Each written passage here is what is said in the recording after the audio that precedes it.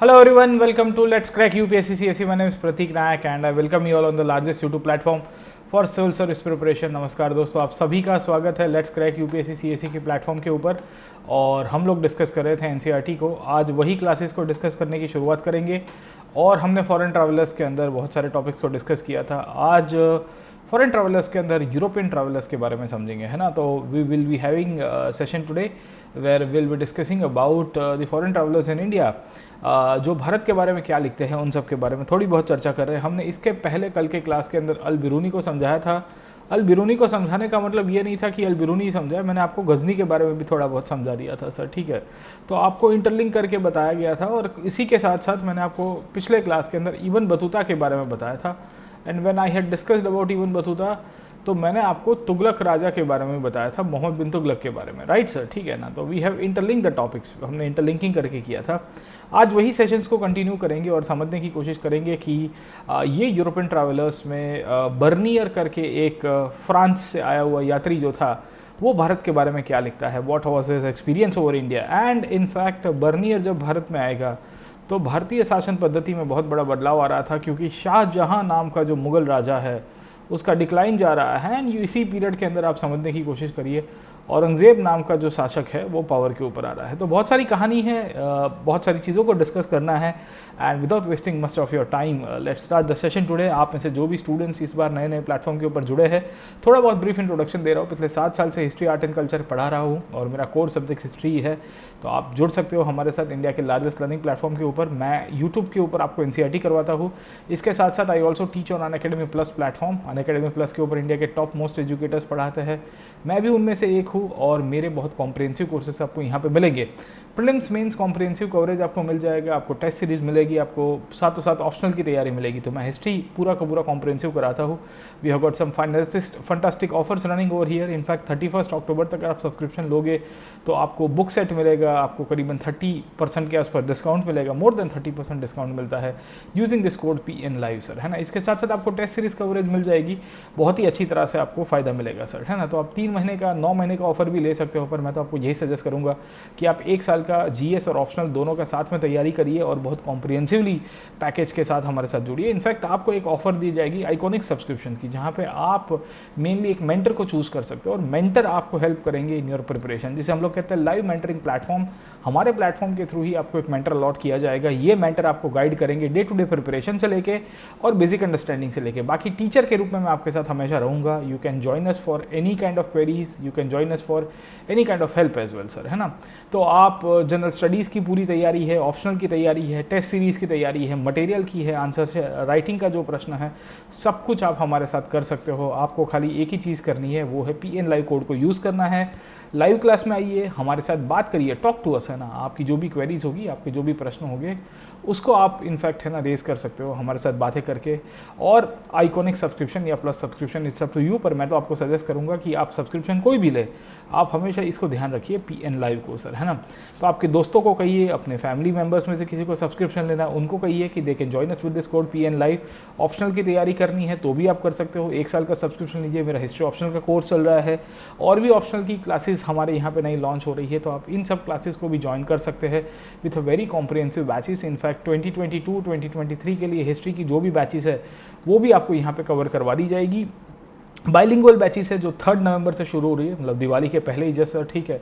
और 2023 के लिए भी बाइलिंगुअल बैचेस शुरू हो रही है। इसमें एनसीईआरटी से लेके every subjects are covered, each and every topics and each and every subjects are covered up, है ना। तो all this things can be covered in a very comprehensive way. You are most welcome to join us. Let's start the session today. हम लोग discuss कर रहे थे through the eyes of the travellers, और पिछले क्लास के अंदर मैंने ट्रैवलर्स की आइज के ऊपर से बताने की कोशिश की थी कि ये जितने भी ट्रैवलर्स आए थे इन्होंने भारतीय सोसाइटी, भारतीय पॉलिटिक्स, भारतीय इकोनॉमी के बारे में क्या क्या लिखा है सर, है ना। तो we had discussed the society, we had see the polity, we had discussed the economy of India. खास करके आप समझने की कोशिश करोगे ट्रैवलर्स के बेसिस के ऊपर से सर, ठीक है। तो ट्रैवलर्स में हमने बहुत सारे लोगों को देखा था। We had seen the case of Ibn Battuta. हमने इब्न बतूता को समझने की कोशिश की थी, या अल बिरूनी को समझने की कोशिश की थी सर, ठीक है। तो we had seen the case of Al Biruni. उसके बाद मैंने आपको इब्न बतूता के बारे में बताया था और मैंने आपको बताने की कोशिश की थी कि इब्न बतूता भारत के बारे में क्या लिखता है और क्या बोलता है सर, ठीक है। तो उसी उसी बेसिस को कंटिन्यू करेंगे। Let's continue the further aspect and further understanding, और समझते हैं कि आज भारत में जो फॉरेन ट्रैवलर्स आते हैं उसमें से तीसरा कौन आएगा सर, ठीक है ना। तो ऐसे तो एनसीईआरटी में बहुत इंटरेस्टिंग लिंक दिया हुआ है, if you see the link is given in NCERT sir, ठीक है। तो पहले अल-बिरूनी आया था, अल-बिरूनी के बारे में हमने देखा था, मार्को पोलो के बारे में, इब्न बतूता के बारे में देखा था, इन तीनों के बारे में हमने देख लिया है सर, ठीक है। आज हम लोग डिस्कस करेंगे अब्दुल रज़ाक के बारे में सर, ठीक है। अब्दुल रज़ाक या अब्दुल रज़ाक के रूप में ये समरकांड से आया होता है। Samarkand is also in Uzbekistan only sir, ठीक है। ये भी उज़्बेकिस्तान वाले रीजन से ही आपको मिलेगा सर, ठीक है। और ये आता है आज के दक्खन में। दक्खन का मतलब है विजयनगर डायनेस्टी की जब स्थापना हो रही थी और बहमनी सल्तनत करके किंगडम हुआ करता था, वहाँ पे आपको ये अब्दुल रज़ाक की एंट्री दिखेगी, राइट सर, ठीक है। तो आपको पहला पॉइंट तो क्लियर हो जाना चाहिए कि अब्दुल रज़ाक कौन था, इसका कॉन्ट्रीब्यूशन किस तरह से रहता है, और अब्दुल रज़ाक मुख्यतः भारत के बारे में क्या क्या चीज़ें लिखेगा सर, ठीक है। इसके सिवा रशिया से आता है निकितीन सर, है ना। तो ये निकितीन के बारे में भी आपको पता होना चाहिए। खैर निकितीन के बारे में एनसीईआरटी में कुछ दिया नहीं है सर, हम लोग इसके लिए नहीं जाएंगे। अच्छा, आपको निकितीन के बारे में जानना है तो मेरी प्रोफाइल के ऊपर जाइएगा। मेरी प्रोफाइल आपको डिस्क्रिप्शन बॉक्स के अंदर उसका लिंक मिलेगा, अनअकैडमी के ऊपर। ये इसके अंदर मैंने स्पेशल क्लास लिया हुआ है, I have taken special class. ये स्पेशल क्लास में मैंने निकितीन के बारे में भी बताया है कि भाई ये कौन था निकितीन और इसका कंट्रीब्यूशन भारत के बारे में क्या था सर, ठीक है ना। What was his contribution for India sir, ठीक है ना। मतलब वो उसने क्या भारत के बारे में ऑब्जर्व किया है सर, ठीक है। तो घोड़ा लेके आता है और घोड़े से घूमते घूमते जाएगा, तो ये सब कहानी मैंने बताई है सर, ठीक है। तो आज हम लोग क्या करेंगे, हम लोग अब्दुल रज़ाक के बारे में देखेंगे और उसके बाद हम लोग समझने की कोशिश करेंगे इसके कंटिन्यूएशन में जो मेन इतिहास लिखा गया है वो है बर्नियर के द्वारा सर, ठीक है। तो आते तो बहुत सारे लोग हैं, बारबोज़ा आएगा, सैयद अली रीज़ आएगा, मॉन्सेरेट आएगा सर, ठीक है ना, मोहम्मद बली बल्खी आएंगे, and then you will find Peter Mundy आता है और टवेनियर आता है सर, ठीक है। फिर एक पालसेट करके एक डच ऑथर था, पालसेट, ये भी भारत में आएगा। तो ऐसे तो बहुत सारे लोग आते हैं, you will find multiple foreigners will come to India, है ना। तो सबके बारे में आपको 2-4 5 लाइन पता होनी चाहिए सर, ठीक है। इनफैक्ट विजयनगर के अंदर तो इतने सारे ट्रैवलर्स आए थे कि बात मत करिए सर। और आपको भी पता होगा कि 2021 की प्रीलिम्स के अंदर, 2021 की प्रीलिम्स के अंदर क्या हुआ था, क्योंकि यहाँ से क्वेश्चन भी आ चुका था, है ना। तो 2021 की प्रीलिम्स में if you are able to recall, एक क्वेश्चन आया था regarding who came to India, और फर्नांडो नूनीज़ के बारे में पूछा था, है ना, कि नूनीज़ ने भारत की कंडीशन के बारे में क्या लिया है, स्त्रियों की दशा के बारे में क्या आइडेंटिफाई किया था, राइट सर, ठीक है ना। तो वो सब बेसिस है, आपको आइडिया रहना चाहिए। तो you should have the basic idea कि कैसे उसको डील करना है सर, ठीक है ना। तो अब चलते हैं आगे, let us try to see foreign travellers के अंदर में इब्न बतूता के बाद कौन आता है सर, ठीक है। और इब्न बतूता के बाद कहानी क्या चलती है सर, ठीक है। तो इब्न बतूता ने कौन सी किताब लिखी थी, रुहेला किताब लिखी थी सर। कौन सी किताब लिखी थी, रुहेला करके किताब लिखी थी, किताब उल रुहेला सर, ठीक है ना। तो किताब उल रुहेला के अंदर उसने बहुत सारी चीज़ों को लिखा था सर, ठीक है। अल-बिरूनी ने कौन सी किताब लिखी थी, किताब उल हिंद लिखी थी सर, है ना। ये दोनों के दोनों आपको मैथ द फॉलोइंग के अंदर प्रश्न आ सकते हैं, आइडिया रहना चाहिए कि कहाँ कहाँ है। मार्को पोलो ने अपने एक्सपीरियंसेस को लिखा था सर, और इब्न बतूता के बारे में हमने काफ़ी आपकी चीज़ों बता दी है सर, ठीक है। अच्छा, इब्न बतूता की एक चीज़ आपको बतानी रह गई थी, वो थे फूड के बारे में सर, है ना। तो इब्न बतूता ने भारत में खाने पीने की चीज़ों को लेके भी बहुत सारी चीज़ें कोट की है सर, है ना। तो उसको थोड़ा बहुत आपको बताता हूँ कि इब्न बतूता ने क्या क्या चीज़ें लिखा है सर, ठीक है ना। तो इब्न बतूता भारत में बहुत सारी चीज़ों को कंपेयर कर रहा था। वो जब ट्रैवल कर रहा था ना, when he is travelling from different places, एक जगह से दूसरी जगह जब ट्रैवल कर रहा है, तो इब्न बतूता ने भारत में ना कोकोनट और पान, ये दोनों की दोनों इनफैक्ट चीज़ें ऐसी थी जिसके बारे में बहुत एग्जॉस्टिवली लिखा है सर, ठीक है। अब कोकोनट और पान का क्या इंपॉर्टेंस है, what is the significance of coconut and पान, है ना। तो आप समझने की कोशिश करिए कि ये यूरोपियंस थे, एंड यूरोप के अंदर आपको पान वान का कोई इंपॉर्टेंस नहीं दिखेगा सर, ठीक है। तो ये चैप्टर जब शुरू भी हुआ था तो उसमें भी आपको पान का महत्व दिखेगा सर, ठीक है। तो ये चैप्टर की शुरुआत में अगर आप एनसीईआरटी के अंदर फोटोग्राफ देखोगे तो पान के पत्ते हैं सर, ठीक है। ये पान के पत्ते इसी को ही दर्शाते हैं सर, गेटिंग माय पॉइंट, है ना। तो इब्न बतूता के केस में भी अगर आप समझने की कोशिश करोगे, इब्न बतूता भी लिखता है कि यार मैंने तो यहाँ पे बहुत सारी ऐसी ऐसी चीज़ें देखी है जहाँ पे मैं कभी सोच नहीं सकता हूँ सर, ठीक है ना। तो इब्न बतूता ने बेसिकली कोकोनट के बारे में क्या लिखा है देखिएगा सर, ठीक है ना। तो वो स्पाइसेस के बारे में लिखता है, खाने पीने में, क्योंकि मैंगलोर से स्पाइसेस एक्सपोर्ट होते थे, उसकी जानकारी उसने बताई थी सर, ठीक है। ये क्या लिखा है, there are trees coconut trees के बारे में लिख रहा है सर, ठीक है। This trees are among the most peculiar trees in kind and most astonishing in habit sir, है ना। तो ये बहुत सारे अलग अलग प्रकार के झाड़ है। They look exactly like date palms, ये डेट पाम्स की तरह दिखते हैं, without any difference between them except that the one produce nuts as fruits and the other produce dates, है ना। तो ये दिखते तो डेट के जैसे ही है, मतलब खजूर के जैसे है सर, ठीक है, पर थोड़े अलग है। फिर लिखता है the nut of a coconut tree resembles a man's head, है ना, कि भाई कोकोनट ट्री का कोकोनट जो है वो इंसान के सर की तरह है सर, ठीक है।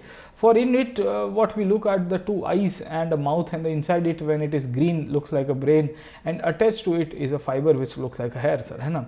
तो कोकोनट को अपने चेहरे की तरह कह रहा है, वो कह रहा है कि भाई इंसान का जो चेहरा है वो बेसिकली हेड की तरह है या बेसिकली कोकोनट की तरह है सर, ठीक है ना। तो ऐसे ही उसको अनुभव हो गया होगा, पता नहीं सर, ठीक है। फिर उसके बाद वो हाईलाइट कर रहा है,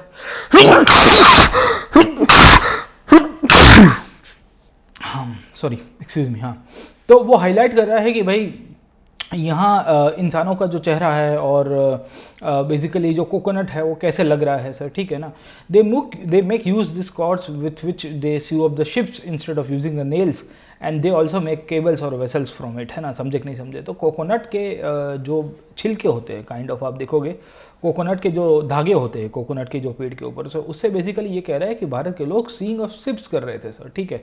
अब स्विंग ऑफ शिप्स का मतलब क्या होता है, what do you mean by this, है ना। देखो यहाँ से एक प्रश्न आ जाएगा कि इबन बतूता ने भारत की शिपिंग इंडस्ट्री के बारे में हमको जानकारी दी है। देखिए this is how you are suppose to read and understand, कि वो लिख रहा है कि भारत में ये जो कोकोनट की पूरी मतलब जो ट्रीज़ हुआ करते थे, ये उसको कंपेयर कर रहा है डेट पाम के साथ, है ना। ये कह रहा है कि भाई ये डेट पाम के इक्विवेलेंट है, मतलब खजूर के जैसे है सर, ठीक है ना। हम लोग खजूर के आपने झाड़ देखे होंगे, उसके साथ दिख रहा है सर, ठीक है।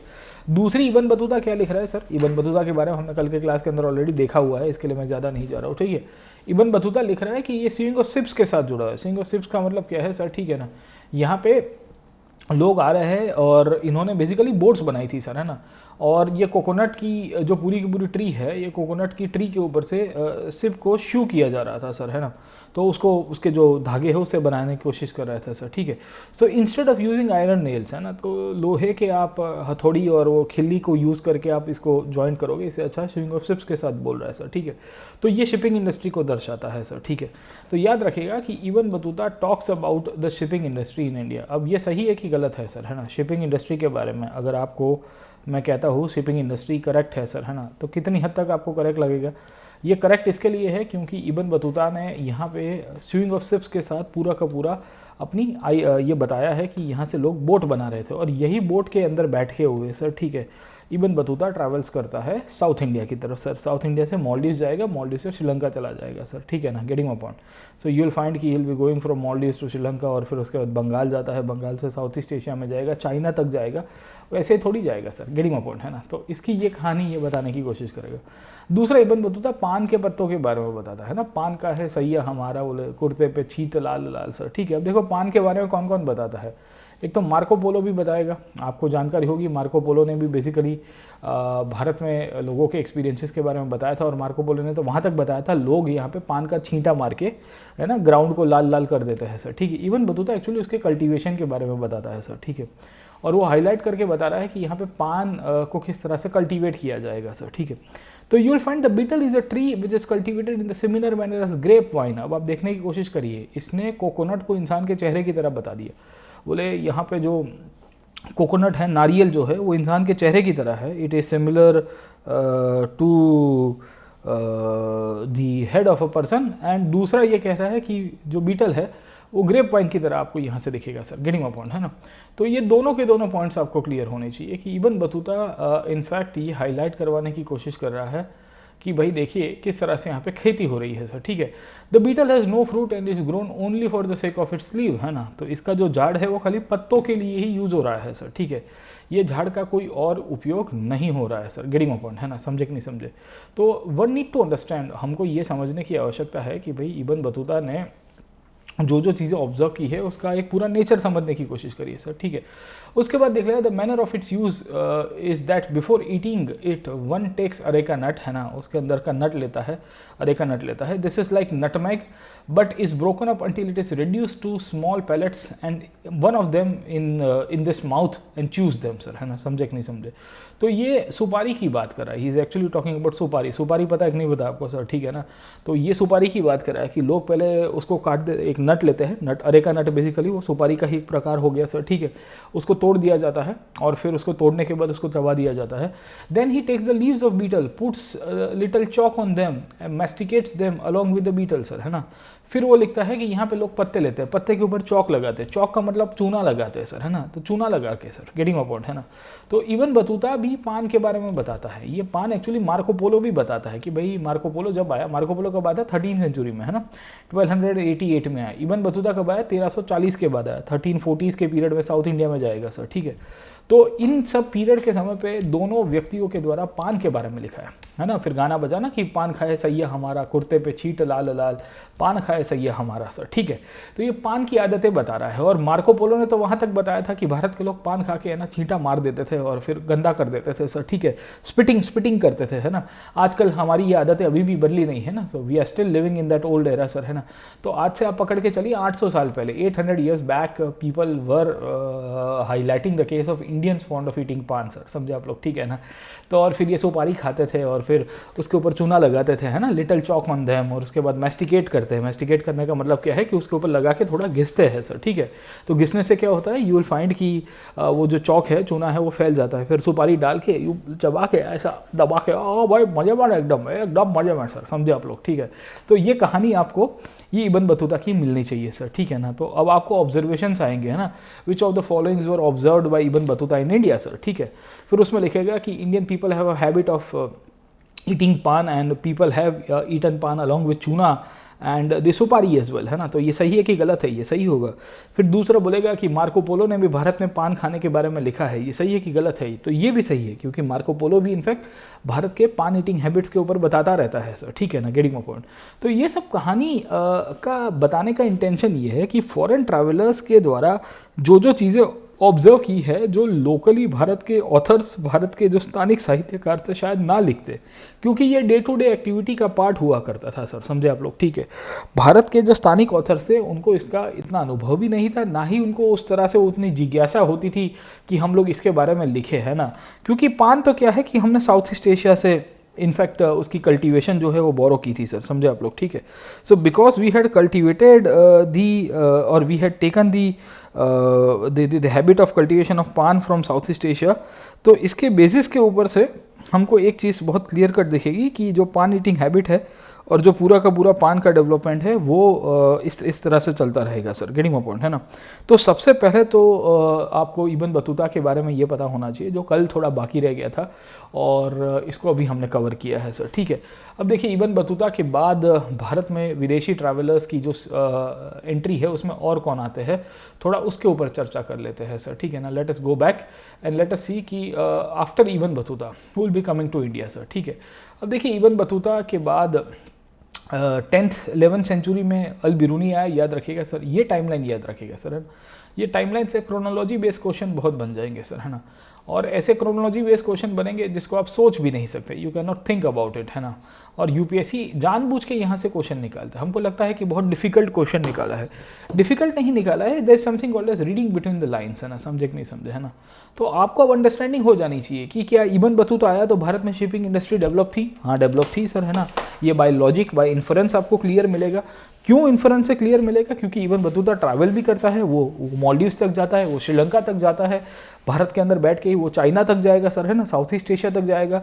So without the development of shipping industry it is not practically possible, है ना। शिपिंग इंडस्ट्री के डेवलपमेंट के बिना वो प्रैक्टिकली पॉसिबल ही नहीं है सर, समझे आप लोग, ठीक है। तो ये एक सबसे बड़ा रीजन आपको यहाँ से देखेगा फाउंडेशन के रूप में सर, ठीक है। तो आपको एक पूरा ट्रेंड पता होना चाहिए, you should know the nature and you should know the basis through which उसके यहाँ पे ये डेवलपमेंट हुआ है सर, ठीक है ना, गेटिंग अ पॉइंट। पहली बात तो आपको ये हो गई सर, है ना। अब इबन बतूता मोरक्को से आया था, उसके बाद जो चौथा ट्रैवलर प्रोमिनेंटली आता है भारत में उसका नाम था अब्दुल रज़ाक सर। क्या नाम था, अब्दुल रज़ाक नाम याद रखिएगा सर, ठीक है। ये कहाँ से आता है? समरकांड से आया होता है।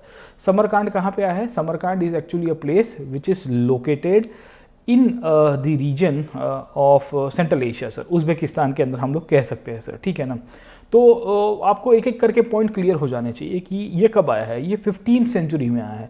ये कहाँ पे आता है? He will be coming to the court of the Vijayanagar, है ना। विजयनगर और बहमनी किंगडम्स जो साउथ इंडिया में हुआ करते थे, वहाँ पे आएगा। अब देखो एनसीईआरटी भी इनके बारे में बहुत कम दिया है सर, ठीक है। अब्दुल रज़ाक के बारे में very limited things have been given sir, है ना। मैं आपको अभी से ही कह देता हूँ सर, ठीक है। तो फिर आपको क्या खाली खोटा ऐसा शौक ना लग जाए कि सर एनसीईआरटी में कम दिया है सर, ठीक है। तो अब्दुल रज़ाक 15th सेंचुरी में आया, ये चीज़ याद रखेगा सर, है ना। ये कहाँ से आया है? समरकांड से आया है। इसके लिए इसका नाम है अब्दुल रज़ाक समरकांडी, है ना।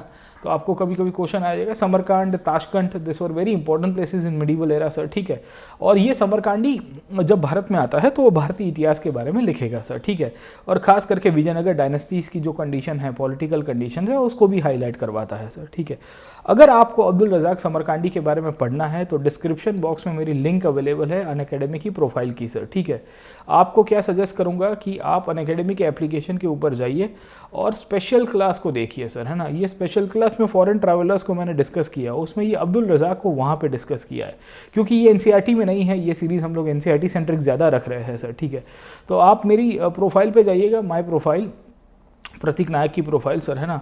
और उसके अंदर आपको डिस्क्रिप्शन बॉक्स के अंदर स्पेशल क्लास दिखेगा। ये स्पेशल क्लास में फॉरेन ट्रैवलर्स का क्लास दिखेगा। उसमें फॉरेन ट्रैवलर्स का पार्ट 3 है। पार्ट 3 का मतलब क्या है कि बेसिकली उसमें एक मैंने लिंक दी है जिसके अंदर बहुत सारे फॉरेन ट्रैवलर्स को पढ़ा है। उसमें इब्न बतूता को भी पढ़ा है, मार्को पोलो को भी पढ़ा है। खैर मार्को पोलो को हमने यहाँ पे भी पढ़ा था, पर अब्दुल रज़ाक को उतना नहीं पढ़ाऊंगा सर, क्योंकि वो एनसीईआरटी की लीनियरिटी खत्म हो, मतलब वो है ना कि डिस्टर्ब हो जाती है सर, ठीक है।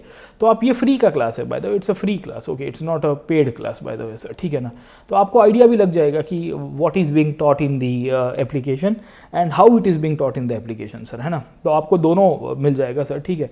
तो आपको खाली एक ही यूज़ करना है, PN लाइव करके एक कोड यूज़ करना है, अगर आपको मांगेगा तो सर, है ना, जो भी नए स्टूडेंट होंगे, and then you can watch everything, है ना। इनफैक्ट मेरे स्पेशल क्लासेस में मैंने भारत की कॉन्स्टिट्यूशनल हिस्ट्री को पढ़ा है। I have actually taught constitutional history of India sir, है ना।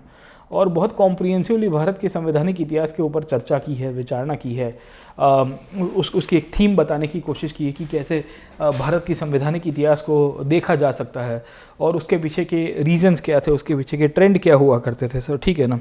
तो ये दोनों के दोनों पॉइंट आपको आइडिया में चाहिए, आपको आइडिया रहना चाहिए कि कैसे चीज़ें डेवलप होगी सर, ठीक है ना। अब आगे चलते हैं, लेट अस प्रोसीड फर्दर कि समरकांडी के बारे में एनसीईआरटी में कुछ लिखा है कि नहीं लिखा है सर, ठीक है। और लिखा है तो कितना लिखा है, क्या लिखा गया है सर, ठीक है।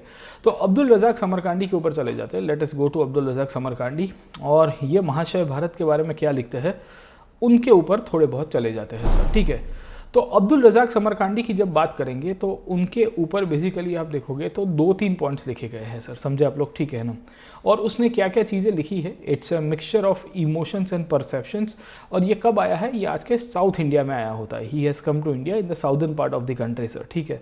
और वो कैलीकट से लेके मैंगलोर से लेके बेसिकली आज के विजयनगर वाले रीजन में गुलबर्ग तक जाएगा। He will be going till Gulbarga as well, है ना।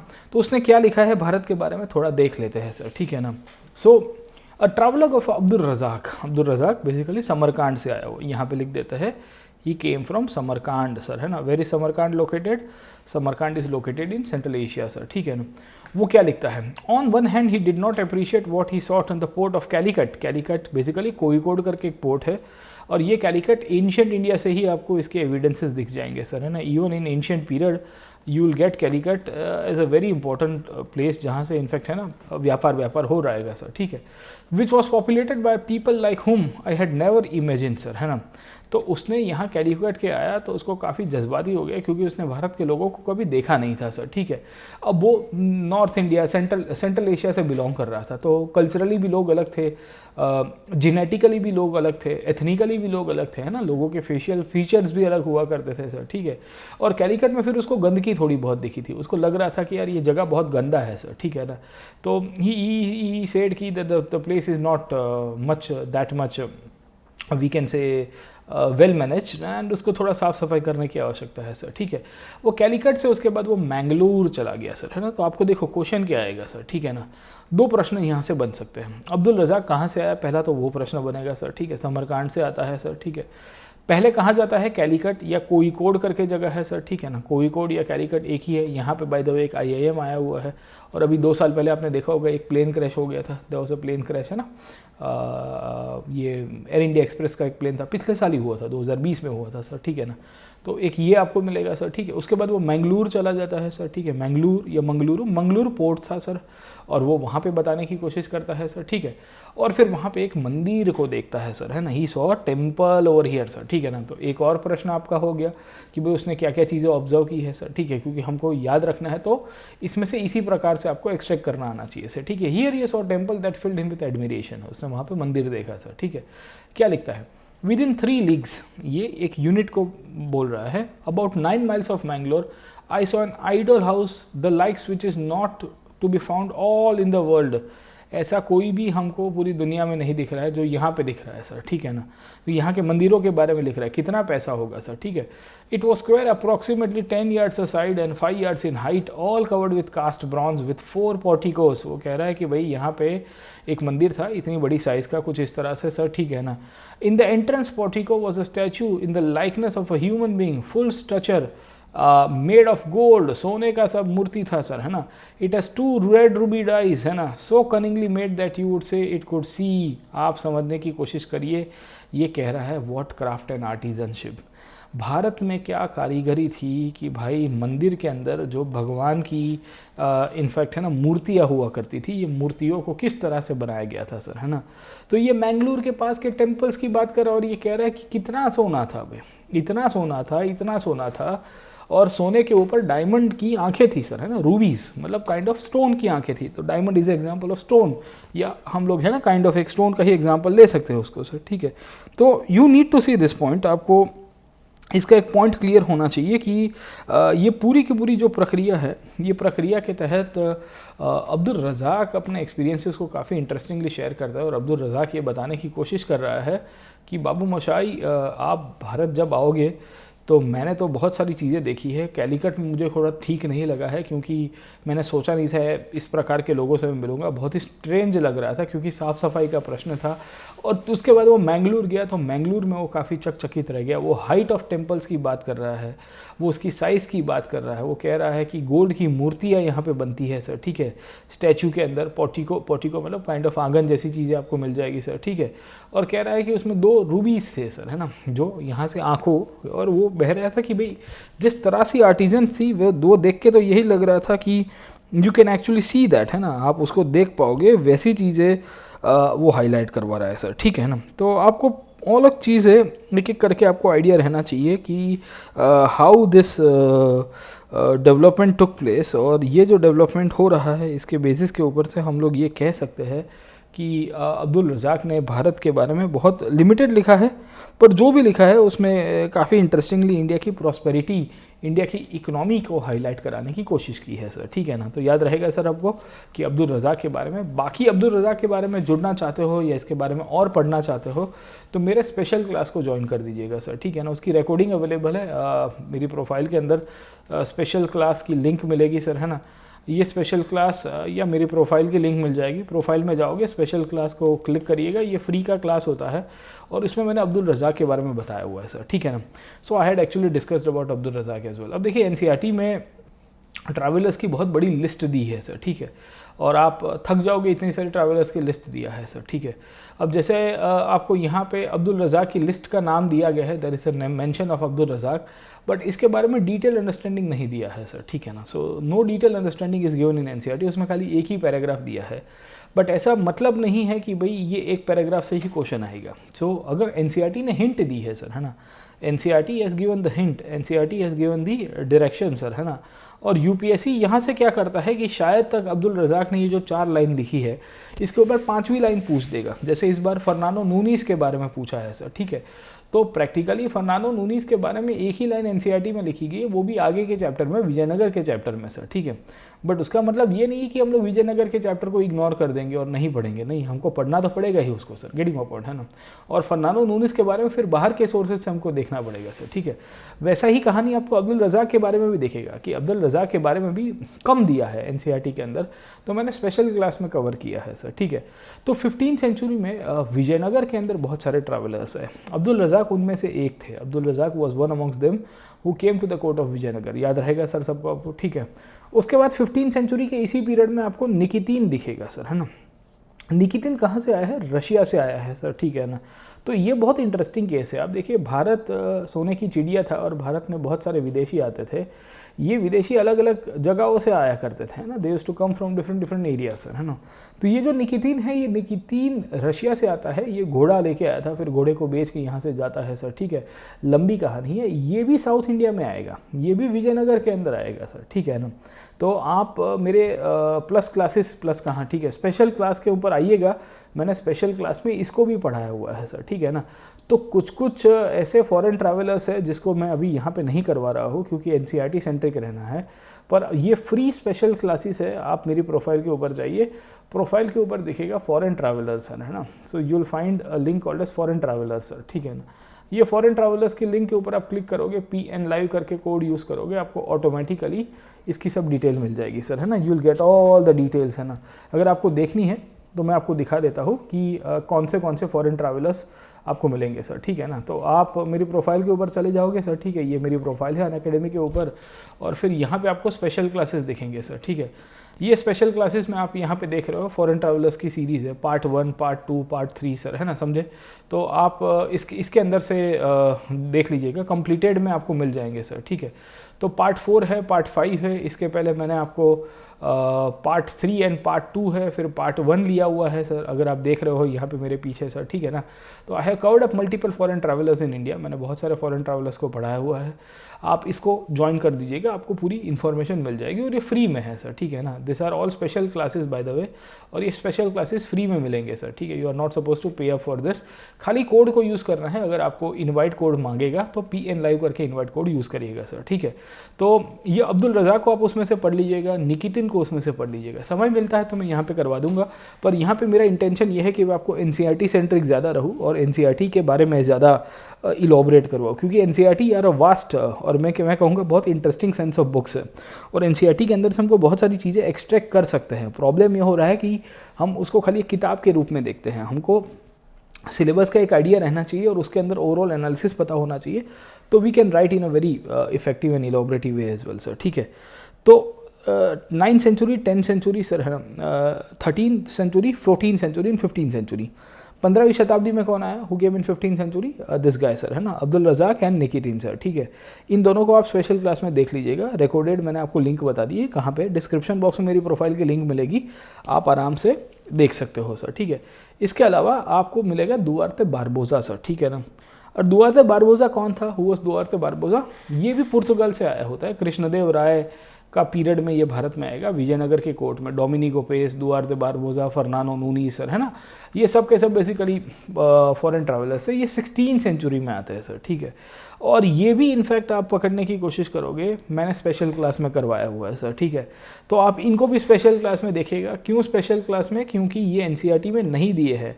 एनसीईआरटी में ये बॉक्स दिया हुआ है, this box is given in NCERT, but the issue is कि इनके बारे में डिटेल अंडरस्टैंडिंग आपको जो चाहिए होती है वो मैंने स्पेशल क्लास में की है सर, ठीक है। तो उसकी रिकॉर्डिंग अवेलेबल है, you can see it in the description box, और आप ये कोड को यूज़ कर सकते हो, PN live, and make the maximum out of it, है ना। आपको काफ़ी सारा क्या कहते हैं कि फ्री का कंटेंट भी मिल जाएगा। खैर, अब आगे देखते हैं सर, ठीक है। दुआर्ते बारबोजा, बारबोजा के बाद एक और आपको व्यक्ति दिखेगा भारत में आया, वो है सैयदी अली रीस, है ना। सैयदी अली रीस कहाँ से आता है? टर्की से आता है, और इनको भी मैंने स्पेशल क्लास में पढ़ा है। ये हुमायूं का कंटेम्प्रेरी हुआ करता था, याद रखेगा, ही was a contemporary of Humayun sir, ठीक है। इनको भी मैंने स्पेशल क्लास में पढ़ा है, I have actually discussed him in the special class sir, ठीक है। और सैयदी अली रीस जब भारत में आ रहा है सर, ठीक है, हुमायूं के कंटेम्प्रेरी के रूप में, तो सैयदी अली रीस ने भी भारतीय इतिहास के बारे में लिखा है। एक्चुअली ये तुर्की का एक सेनापति था और इसकी बोट भटक जाती है ना। He was a navy official in the Turkish empire, उस्मानिया सल्तनत के अंदर, रियासत उस्मतिया के अंदर उनका नौसेना का अध्यक्ष था, है ना, इंडियन ओशन को लेके। और इसकी बोट भटक गई थी, तो भटकते भटकते ये सिंध आया, सिंध से गुजरात में आया। फिर गुजरात में सिविल वॉर चल रहा था, तो गुजरात में उसने सिविल वॉर को थोड़ा शांत कराया। Then he went to the court of Humayun sir, है ना। हुमायूं ने कहा कि भाई यहाँ पे रुक जाओ। फिर हुमायूं की मृत्यु हो गई और फिर बहरम खान के बाद ये मिल के चला जाता है सर, ठीक है। तो अकबर की जो पूरी ट्रांजिशन है ना, हुमायूं के मृत्यु के बाद अकबर पावर के ऊपर आया सर, है ना, ये सब को इसने सैयदी अली रीस ने लिखा है ना। तो ये तुर्की से आया था सर। इसने फिर अपनी किताब पब्लिश की थी कि माई एक्सपीरियंसेस इन इंडिया, तो उसमें ये सब चीज़ें आपको मिलेगी सर, ठीक है। तो बहुत इंटरेस्टिंग खेल है, मैंने स्पेशल क्लास में कराया, आप उसको देखिएगा सर, ठीक है ना। तो ये बॉक्स को एक एक करके समझा रहा हूँ। बॉक्स को इसके लिए समझा रहा हूँ क्योंकि एनसीईआरटी में डायरेक्टली नाम जो है वो बर्नियर का दिया हुआ है सर, ठीक है। और फिर बर्नियर के ऊपर ही हम लोग डिस्कस करेंगे। बट ये क्या है कि बाकी सारे ट्रैवलर्स के बारे में कुछ कुछ दो पॉइंट आपको बता दे तो आपको आइडिया रहेगा सर, ठीक है। उसके बाद आपको दिखेगा एंटोनियो मॉन्सेरेट सर, है ना। एंटोनियो मॉन्सेरेट जो है ये स्पेन से आया होता है सर, ठीक है। और ये पादरी होते हैं। अगर आपको पता होगा, अकबर ने एक इंस्टीट्यूशन बनाया था इबादत खाना। You might be aware about इबादत खाना सर, है ना। इबादत खाना was an institution that was made by Akbar. और ये इबादत खाने के थ्रू अकबर क्या करवाना चाहता था, रिलीजियस स्कॉलर्स को और बेसिकली बाकी सारे लोगों को वहाँ पे डिस्कशन के लिए बुलाता था सर, ठीक है। तो ये जो इबादत खाना था ना, इसमें ये क्रिश्चियन मिशनरीज को भी बुलाए थे सर, ठीक है। तो एक्वा वीवो करके और दूसरे एंटोनियो मॉन्सेरेट करके, ये दोनों पादरी थे, क्रिश्चियन मिशनरी थे, जेसुइट मिशनरीज हुआ करते थे। और ये अकबर की कोर्ट में गए थे सर, ठीक है। इन्होंने भी अपनी किताब लिखी थी।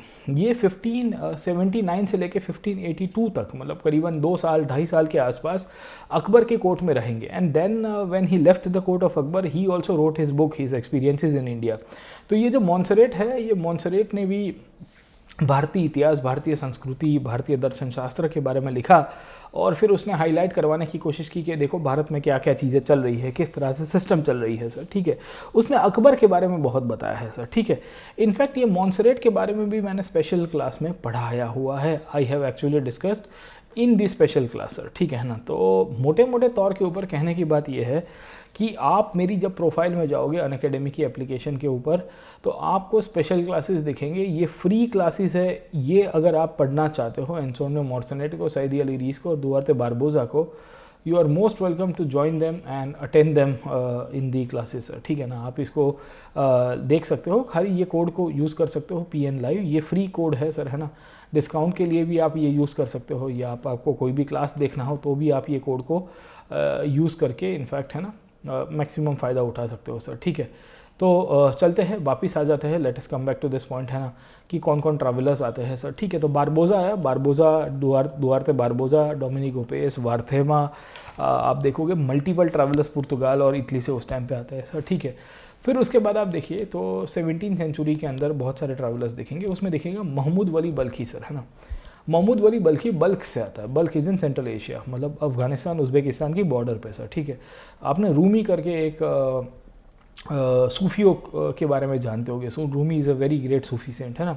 तो वो भी वहाँ से ही बिलोंग करते हैं सर, है ना। महमूद वली बल्खी या रूमी जो है वो भी बल्ख से बिलोंग करते हैं।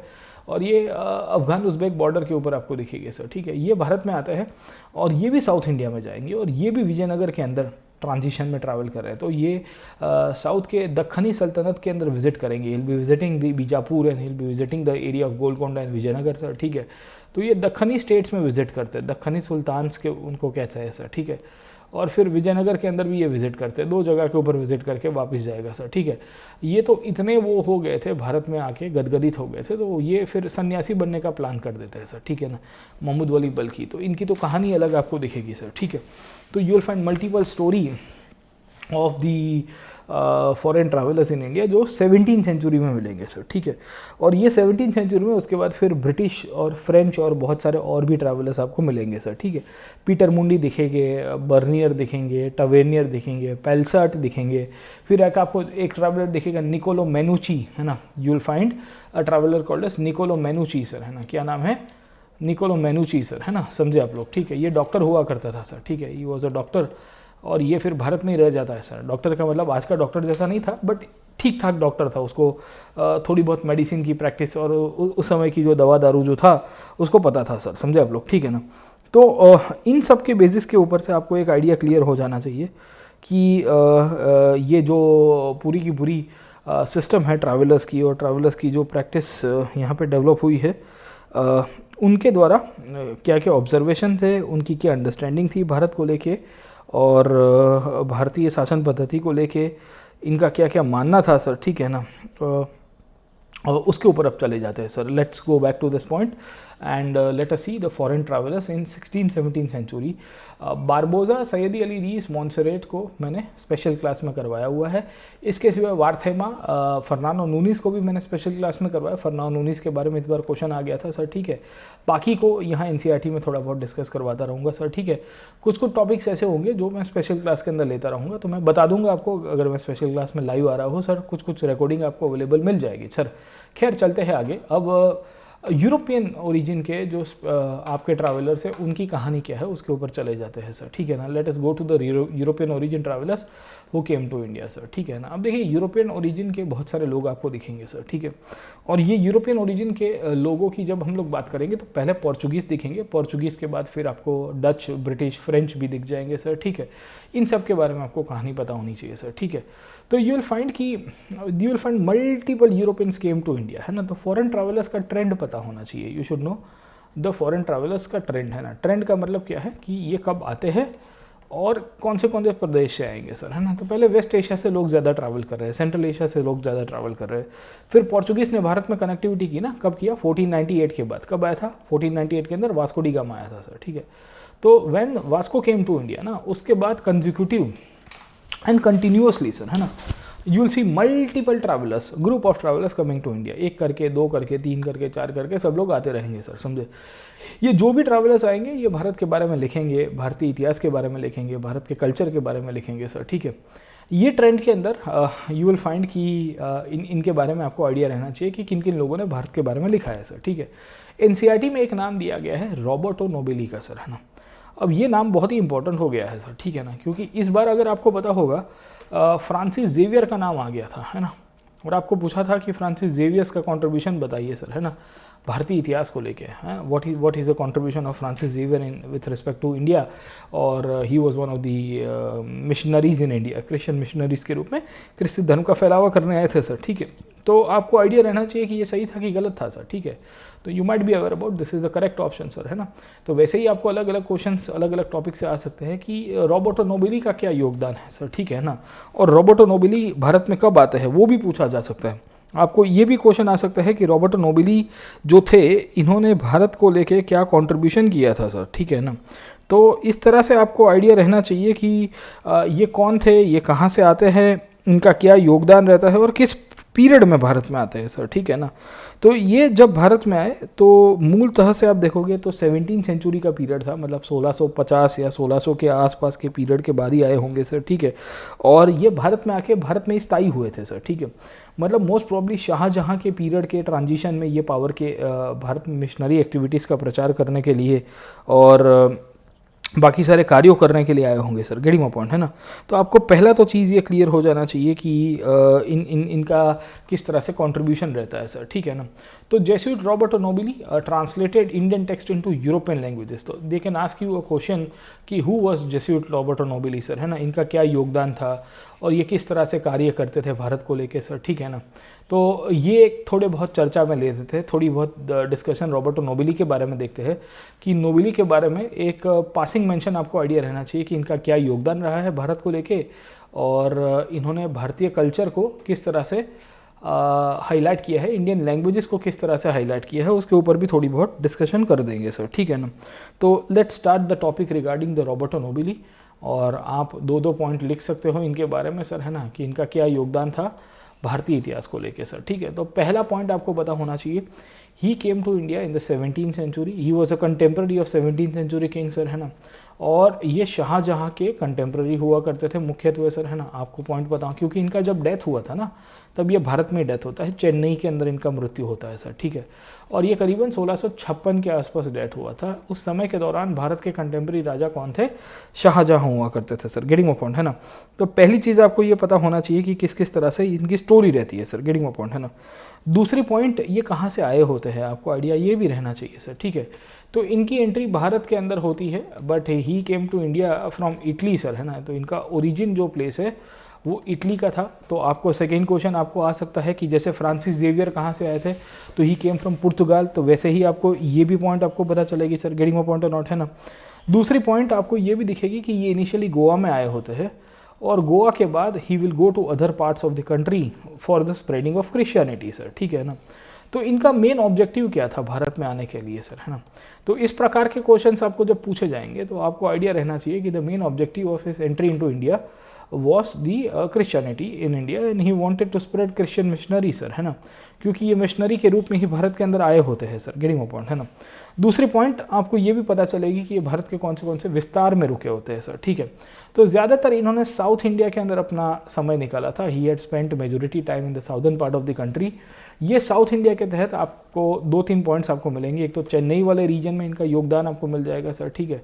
फिर मदुराई के अंदर ये भी जाएंगे सर, ठीक है ना। फिर उसके बाद कोची वाले रीजन में जाएंगे सर, ठीक है। खैर इतना डेप्थ के अंदर पूछेगा नहीं, बट आपको एटलीस्ट ये पता होना चाहिए कि किस किस तरह से इनफैक्ट यहाँ पे बात चलती है सर, गेटिंग माय पॉइंट, है ना। अब इनकी कहानी ये है सर, ठीक है। हमको ये पता चलता है कि ये भारत में आके थोड़े भारतीय बन गए थे और इन्होंने इंडियन लैंग्वेजेस का अभ्यास करना शुरू कर दिया सर, ठीक है ना। So he started learning Indian languages, है ना। इनको बहुत मज़ा आ गई थी, बोले भाई साहब गजब की है सर, है ना। तो इटली से आए हुए थे, वेटिकन वाला प्रदेश था जहाँ पे पहले से ही क्रिश्चियनिटी का गढ़ रहा है सर, ठीक है। And he started actually learning the Indian language, है ना। तो he was knowing multiple language. तो उनको संस्कृत भाषा का प्रभाव था, उनको तमिल भाषा की जानकारी थी सर, ठीक है। आप पकड़ने की कोशिश करोगे, he also learn Telugu language as well sir, है ना। तो उनको तेलुगु भाषा जो है यहाँ पे ये लिख रहा है सर, है ना, ये रहा सर, ठीक है ना, ये रहा तेलुगु। तमिल, संस्कृत, तेलुगु, ये सब लैंग्वेजेस के बारे में ये अपने अंदर हाईलाइट करवाने की कोशिश कर रहे हैं सर, गेटिंग माय पॉइंट, है ना। इम्पोर्टेंस ये है कि इन्होंने इंडियन लैंग्वेजेस से फिर उसके बाद यूरोपियन लैंग्वेजेस में, खास करके इटालियन लैंग्वेज में बहुत सारी इंडिया की हिस्ट्री, इंडिया के लिटरेचर को कन्वर्ट किया है सर, ठीक है।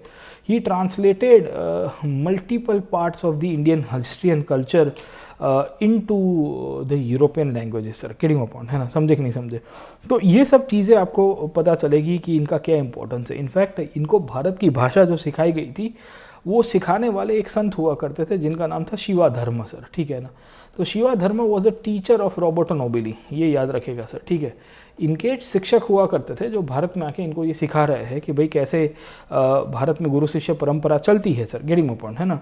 और इन्होंने Indian customs, Indian way of life, Indian है ना रीत रिवाज को फॉलो करना शुरू कर दिया था सर, ठीक है। इम्पॉर्टेंट ये है कि इन्होंने जब भारतीय कल्चर को, भारतीय संस्कृति को, भारत के इतिहास को यूरोपीय भाषाओं में ट्रांसलेट किया तो मैक्स म्यूलर इसके ऊपर बहुत बेसिस बनाएंगे सर, है ना। अब who was Max Muller by the way sir, ठीक है। तो मैक्स म्यूलर 19वीं सेंचुरी में, खास करके 1800s के बाद भारत के इतिहास को लेके बहुत ही लिखने के लिए बहुत उत्सुक थे सर, ठीक है।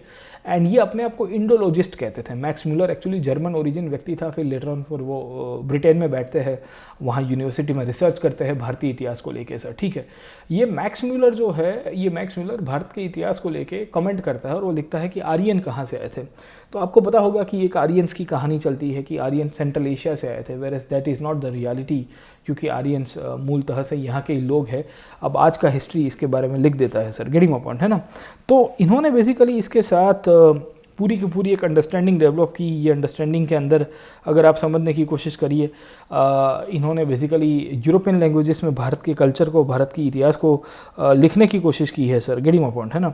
और इसी बेसिस के ऊपर से यू विल सी कि रॉबर्टो नोबिली का योगदान रहेगा। मिशनरी के साथ साथ भारतीय कल्चर, भारतीय रीत रिवाज, भारतीय कस्टम्स को इन्होंने हाईलाइट करने की कोशिश की थी सर, गेटिंग माय पॉइंट, है ना।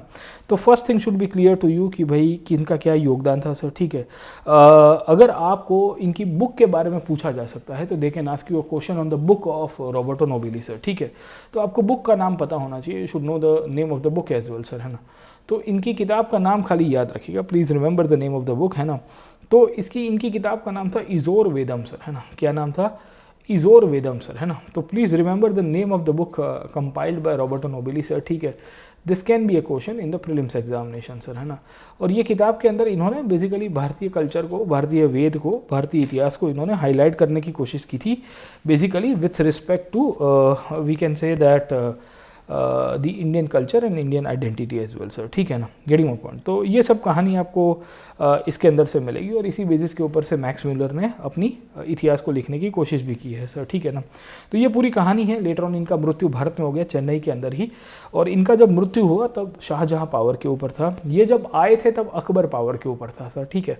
तो when he came to India somewhere in the transition period 1600 के आसपास ये भारत में आए होते हैं। तो इस पीरियड के समय पे ऐसी हमको जानकारी प्रतीत होती है कि Akbar was in India sir, है ना, समझे कि नहीं समझे, है ना। तो ये पूरी कहानी थी, 1605 के आसपास की स्टोरी है, और इस पीरियड में अकबर का ट्रांजिशन हो रहा था और जहांगीर जस्ट पावर के ऊपर आ रहा था, ऐसी कुछ कहानी मिलेगी सर, ठीक है। तो ये दोनों पॉइंट आपको पता होने चाहिए कि इनकी एंट्री के समय अकबर था और इनके मृत्यु के समय पे शाहजहाँ था। बीच में जहांगीर भी आ ही जाएगा, ऑब्वियस है, क्योंकि ये जब प्रचार कर रहे थे तब जहांगीर, बट इनको मिले नहीं थे क्योंकि ये ज़्यादातर साउथ इंडिया में ज़्यादा कार्य कर रहे थे सर, ठीक है। तो ये कहानी आपको रॉबर्टो नोबेली की दिखेगी सर, ठीक है। तो आपको जो टाइटल दिया गया है ना, देखिए मैं आपको एनसीईआरटी पढ़ने की टेक्निक बता रहा हूँ। आप में से बहुत सारे बच्चे अभी भी ये सोच रहे होंगे कि सर एनसीईआरटी पढ़ने में इतनी डेप्थ की आवश्यकता है कि नहीं है सर, ठीक है। तो देखिए यूपीएससी क्या करता है, UPSC has a habit of asking questions from point, ये एक पॉइंट आगे जाके वो पूछता है सर, ठीक है ना, गेटिंग माय पॉइंट। वो एक पॉइंट आगे जाके पूछेगा, वो पूछेगा कि भाई इनका क्या योगदान है सर, ठीक है ना, व्हाट इज़ द योगदान ऑफ रॉबर्टो नोबेली, या हु वाज रॉबर्टो नोबेली, ये किसके कंटेम्प्रेरी थे। तो एनसीईआरटी में नहीं दिया है, बट यार आपकी एक वो होनी चाहिए ना sir, you should have this curiosity कि अच्छा एनसीईआरटी में भले नहीं दिया है तो भाई मैं लिख देता हूँ ना रॉबर्टो नोबेली। देखिए आपके अंदर जब तक ये क्यूरियोसिटी नहीं आएगी ना, ये जिज्ञासा नहीं पैदा होगी कि ये व्यक्ति कौन थे, इनका क्या योगदान था, ये किस तरह से भारत के बारे में लिख रहे हैं सर, ठीक है, तब तक by that time you need to make sure कि वो प्लस माइनस होता रहेगा सर, ठीक है ना, गेटिंग माय पॉइंट। तो you should see this in the greater trend, और आपको एक ग्रेटर आइडिया के रूप में पता होना चाहिए कि क्या योगदान था सर, ठीक है ना। तो एक तो नोबेली का हो गया सर, ठीक है, और मैक्स म्यूलर को कोट कर रहे हैं, तो मैक्स म्यूलर के बारे में आपको पता होना चाहिए। मैक्स म्यूलर ने आर्यंस की थियरी के बारे में बहुत सारी चीज़ें लिखी थी सर, ठीक है। उसके सिवाय एक और ट्रैवलर थे दुआर्ते बारबोजा सर, ठीक है। अब बारबोजा के बारे में ऑलरेडी मैंने स्पेशल क्लास लिया हुआ है सर, ठीक है। तो आप स्पेशल क्लास पे जाइए, और ये स्पेशल क्लास के ऊपर जाने के बाद ये लिंक कोड यूज़ करिएगा PN लाइव को, तो आपको फ्री में ये क्लास देखने को मिल जाएगा सर, ठीक है। फॉरेन ट्रैवलर्स की एक सीरीज़ है, और ये सीरीज़ को आप आराम से देख सकते हो, और आप अपना जो क्या कह सकते हैं कि तैयारी है उसको पुश कर सकते हो। बारबोजा आया तब कृष्णदेव राय भारत में ऑलरेडी एस्टैब्लिश हो चुके थे सर, ठीक है ना। इसके सिवाय और कौन कौन ट्रैवलर्स आए थे सर, ठीक है, तो उन सब का नाम पता होना चाहिए आपको सर, ठीक है। तो बारबोजा, नोबेली, अब देखो नोबेली को बॉक्स में नहीं डाला है, एनसीईआरटी आप पढ़ रहे हो तो आपको ये भी आइडिया रह जाना चाहिए कि नोबेली को बॉक्स में नहीं डाला है, पर यूपीएससी इनफैक्ट पूछ सकता है ना उनको, दे के ना इसके क्वेश्चन सर, ठीक है। यहाँ कहीं पे भी आपको नोबेली का कोर्स नहीं दिखेगा, आपको डायरेक्टली वल्खी, पीटर मुंडी, टवेर्नियर और बर्नियर की कहानी लिखी गई है सर, ठीक है। तो एनसीईआरटी में क्या है कि बहुत स्केटर्ड दिया है, it is given in a very scattered way, and you being the student of civil services, हमको एनसीईआरटी का यूज़ करना आना चाहिए। यूज़ करना मतलब ये है कि वो सोर्सेज को एक्सट्रैक्ट करना आना चाहिए कि कैसे निकालेंगे सर, ठीक है ना। इसके सिवाय एक और फ्रेंच ज्वेलर की बात की है, जॉन बैपिस्टे टवेर्नियर सर, ठीक है ना, जॉन बैपिस्टे टवेर्नियर की बात की गई है सर, ठीक है। So one of the most famous French jeweller Jean Baptiste Tavernier, who travel to India at least for 6 times, 6 दफ़ा भारत में ट्रैवल करता है, और इसने भी भारत के बारे में बहुत सारी चीज़ें लिखी है सर, ठीक है ना। तो आपको आइडिया रहना चाहिए कि ये कौन था, इनका क्या योगदान था, और भारतीय इतिहास की जब हम लोग बात करेंगे तो ये किन किन चीज़ों के बारे में लिखता है, what he writes about India and what he actually highlights the case of India sir, ठीक है।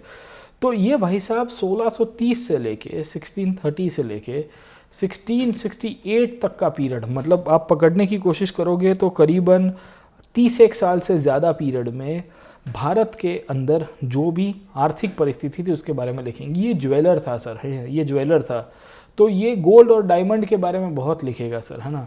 और ये जहाँ जहाँ ट्रैवल करेगा ये डायमंड माइंस, गोल्ड की ज्वेलरी, इसके बारे में लिखता है। बाय द वे इसके ऊपर ऑलरेडी क्वेश्चन आ चुका है, मैं आपको एक प्रीवियस का क्वेश्चन कल बताऊंगा। Tomorrow I explain you the previous question that was asked in one of the UPSC papers, है ना, कि which of the foreign traveller talked about the diamonds and diamond mines in India. इनमें से कौन से foreign traveller ने basically diamond और diamond mines के बारे में लिखा था सर, गेटिंग माय पॉइंट, है ना। तो आपको इसके बारे में आइडिया रहना चाहिए कि क्या क्या स्टोरी है। ये टवेनियर फ्रांस से आता है, और ये जब फ्रांस में आया तो बेसिकली इसने भारत के बारे में क्या क्या लिखा है थोड़ा बहुत उसके बारे में चर्चा कर देते हैं सर, ठीक है ना। Let us go to this point of Tavernier, what he has actually written about India, और ये महाशय भारत के बारे में क्या बताता है, थोड़ी बहुत 2 पॉइंट की चर्चा करेंगे। जैसे अभी हमने डिस्कस किया ना sir, we had discussed about, कहाँ गया भाई, हाँ, ये नोबर्टो नोबेली के बारे में, वैसे टवेनियर के बारे में देख लेते हैं सर, ठीक है ना। Let's see the story of Jean Baptiste Tavernier sir, ठीक है ना। अब देखो नाम है जॉन बैप्टिस्ट सर, है ना, और टवेनियर हम लोग टवेनियर के रूप में ही याद रखेंगे, विल बी रिमेनिंग सर, ठीक है। ये कहाँ से आया था, ये फ्रांस से आया है सर, है ना। कब आता है, 1630 से लेके 1668 तक आएगा सर, ठीक है।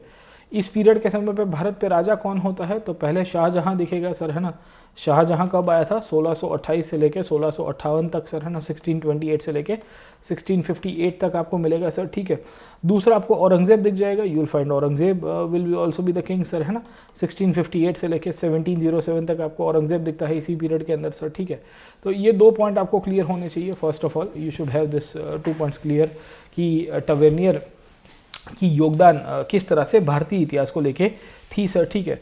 दूसरी पॉइंट, ये फ्रांस से था, तो इसके समय पे फ्रांस पे लुई 14 करके राजा हुआ करता था सर, ठीक है ना।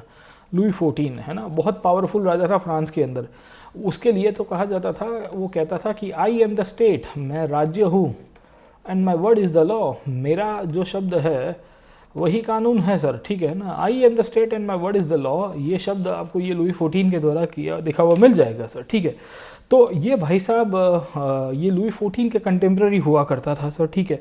और इसने बेसिकली भारत में 6 टाइम्स इंडिया में विजिट किया है बिटवीन 1630 टू 1668। ये 6 दफ़ा भारत में आया होता है। ये 6 दफ़ा आया क्यों था, क्योंकि ये व्यापारी था, और ये बेसिकली व्यापारी था, ज्वेलर का था, ये सुनार हुआ करता था, हम लोग कह सकते हैं ज्वेलरी के बारे में। और भारत के अंदर बेसिकली गोल्ड और डायमंड और सिल्वर की बहुत सारी अलग अलग जो ज्वेलरी की चीज़ें हैं उसके बारे में ये हाईलाइट करने की कोशिश करेगा सर, गेटिंग माय पॉइंट, है ना। तो आपको 3-4 पॉइंट्स पता होने चाहिए कि क्या क्या कहानी रहती है, और ये भारत के अंदर किस किस चीज़ों की हाईलाइट करेगा सर, ठीक है। ये भारत से एक्चुअली डायमंड खरीद के लेके जाता है, he actually purchases diamond from India, और फिर वो लुई 14 को गिफ्ट करेगा कि देखिए सर, मैं भारत से बहुत ही 24 कैरेट का डायमंड लेके आया हूँ सर, ठीक है ना। ये 24 कैरेट नहीं था, 116 कैरेट के आसपास था, मतलब you can see the highest quality of diamond that can be found at the time, जो बेसिकली ये टवेनियर अपने इतिहास के अंदर हाईलाइट करवाने की कोशिश कर रहा है सर, गेटिंग माय पॉइंट, है ना। तो ये भी चीज़ें आपको इसके अंदर से मिलेगी कि क्या क्या कहानी इसके अंदर से रहती है सर, ठीक है। तो इसके टोटल 6 जर्नीज है, देयर आर 6 जर्नीज ऑफ टवेनियर। आपको बेसिक आइडिया रहना चाहिए कि टवेनियर ने भारत के बारे में क्या क्या चीज़ें लिखी है और किन किन प्लेसेस के ऊपर ये ट्रैवल कर रहा है सर, ठीक है ना। ये भारत की तरफ सीधा सीधा तो नहीं आएगा, पहली बार में ही भारत की तरफ नहीं आएगा सर, ठीक है, but gradually he will be coming towards India, है ना। तो जब वो सेकंड टर्म पे आया, when he will be coming to second time, है ना, तब वो शाहजहां की कोर्ट में आया होता है। When he came to India for the second time, at that time he came to the court of Shah Jahan. आपको ये भी चीज़ें क्लियर रह जानी चाहिए कि क्या क्या स्टोरी रहती है सर, ठीक है ना। तीसरी पॉइंट, टवेनियर भारत के बारे में और भी चीज़ें हाईलाइट करवाने की कोशिश करेगा। वो बताएगा कि भारत के कौन से शहर है, और वो बेसिकली भारत के 3-4 शहरों में जाएगा सर, ठीक है ना। तो टवेनियर की लोकेशन आपको पता होनी चाहिए, टवेनियर कहाँ पे विजिट करता है सर, ठीक है ना। सो टवेनियर एक तो मुगल कोर्ट में जाएगा, मतलब आगरा में जाएगा सर, है ना, क्योंकि आगरा और दिल्ली उस टाइम पे मुगल कोर्ट हुआ करती थी सर, ठीक है। दूसरी ये सूरत में जाता है, क्योंकि ये वाया पर्शिया आया था सर, है ना, ही केम टू आया इंडिया वाया पर्शिया सर, ठीक है। इसके साथ साथ टवेनियर आज के साउथ के अंदर जाएगा सर, है ना, and he will be going in the Telangana area, जहाँ से ये डायमंड खरीदता है सर, है ना। डायमंड की माइंस भारत में है ना, कोहिनूर यहाँ से तो निकला था सर, ठीक है। तीसरी पॉइंट, ये जाता है मसूलीपट्टनम के अंदर सर, है ना। मसूलीपट्टनम इसी पीरियड में एक पोर्ट के रूप में डेवलप हो रहा था सर, है ना। मसूलीपट्टनम को अगर आपको पता होगा तो एक डायनेस्टी आपको मिलेगी, the dynasty of Qutub shahi dynasty sir, है ना। तो कुतुब शाही डायनेस्टी जो है वो उसको इस टाइम पे इनफैक्ट कंट्रोल कर रही थी और वहाँ पे वो जाने की कोशिश कर रहा है सर, ठीक है ना। तो he will be going to multiple area, वो गोलकोंडा जाता है, मसूलीपट्टनम वाले रीजन में जाएगा सर, ठीक है। वो भारत के अंदर अहमदाबाद में जाता है, क्योंकि इस टाइम के अंदर अहमदाबाद भी एक बहुत ही इंपॉर्टेंट प्लेस हुआ करती थी, और फिर वहाँ से बर्मा की तरफ चला जाएगा सर, ठीक है। So he will be going back to multiple areas, फिर वहाँ से वो पेरिस चला जाएगा। आपको ये भी कहानी पता रहनी चाहिए कि क्या क्या चीज़ें रहती है सर, ठीक है ना। टवेनियर ने बहुत सारी चीज़ें लिखी थी भारत को लेके, और मैंने आपको बताया कि he wrote about his experiences in India. उसने डायमंड माइंस के बारे में लिखा है, उसने ये भी बताने की कोशिश की है कि यहाँ पे कौन सी ईस्ट इंडिया कंपनीज हुआ करती थी सर, ठीक है ना। एक्चुअली इसका भारत में जब एंट्री हुआ तभी फ्रेंच ईस्ट इंडिया कंपनी की एंट्री भारत में हो रही है सर, ठीक है ना। तो you might be aware about French East India company कब आई थी सर, है ना। When the French East India company was established, है ना। तो French East India company in fact establish की जाती है somewhere in the period of 1664, और इसी पीरियड में टवेनियर भी भारत में आया होता है सर, ठीक है। फ्रेंच ईस्ट इंडिया कंपनी ने अपना पहला बेस अगर आपको पता होगा तो कब बनाया था, 1668 के अंदर बनाया था सर, ठीक है ना। और सेकंड बेस आप देखोगे तो 1669 के अंदर बनाया था सर, ठीक है। उसके बाद 1674 में इन्होंने पौंडीचेरी के अंदर अपना परमानेंट बेस बना दिया था।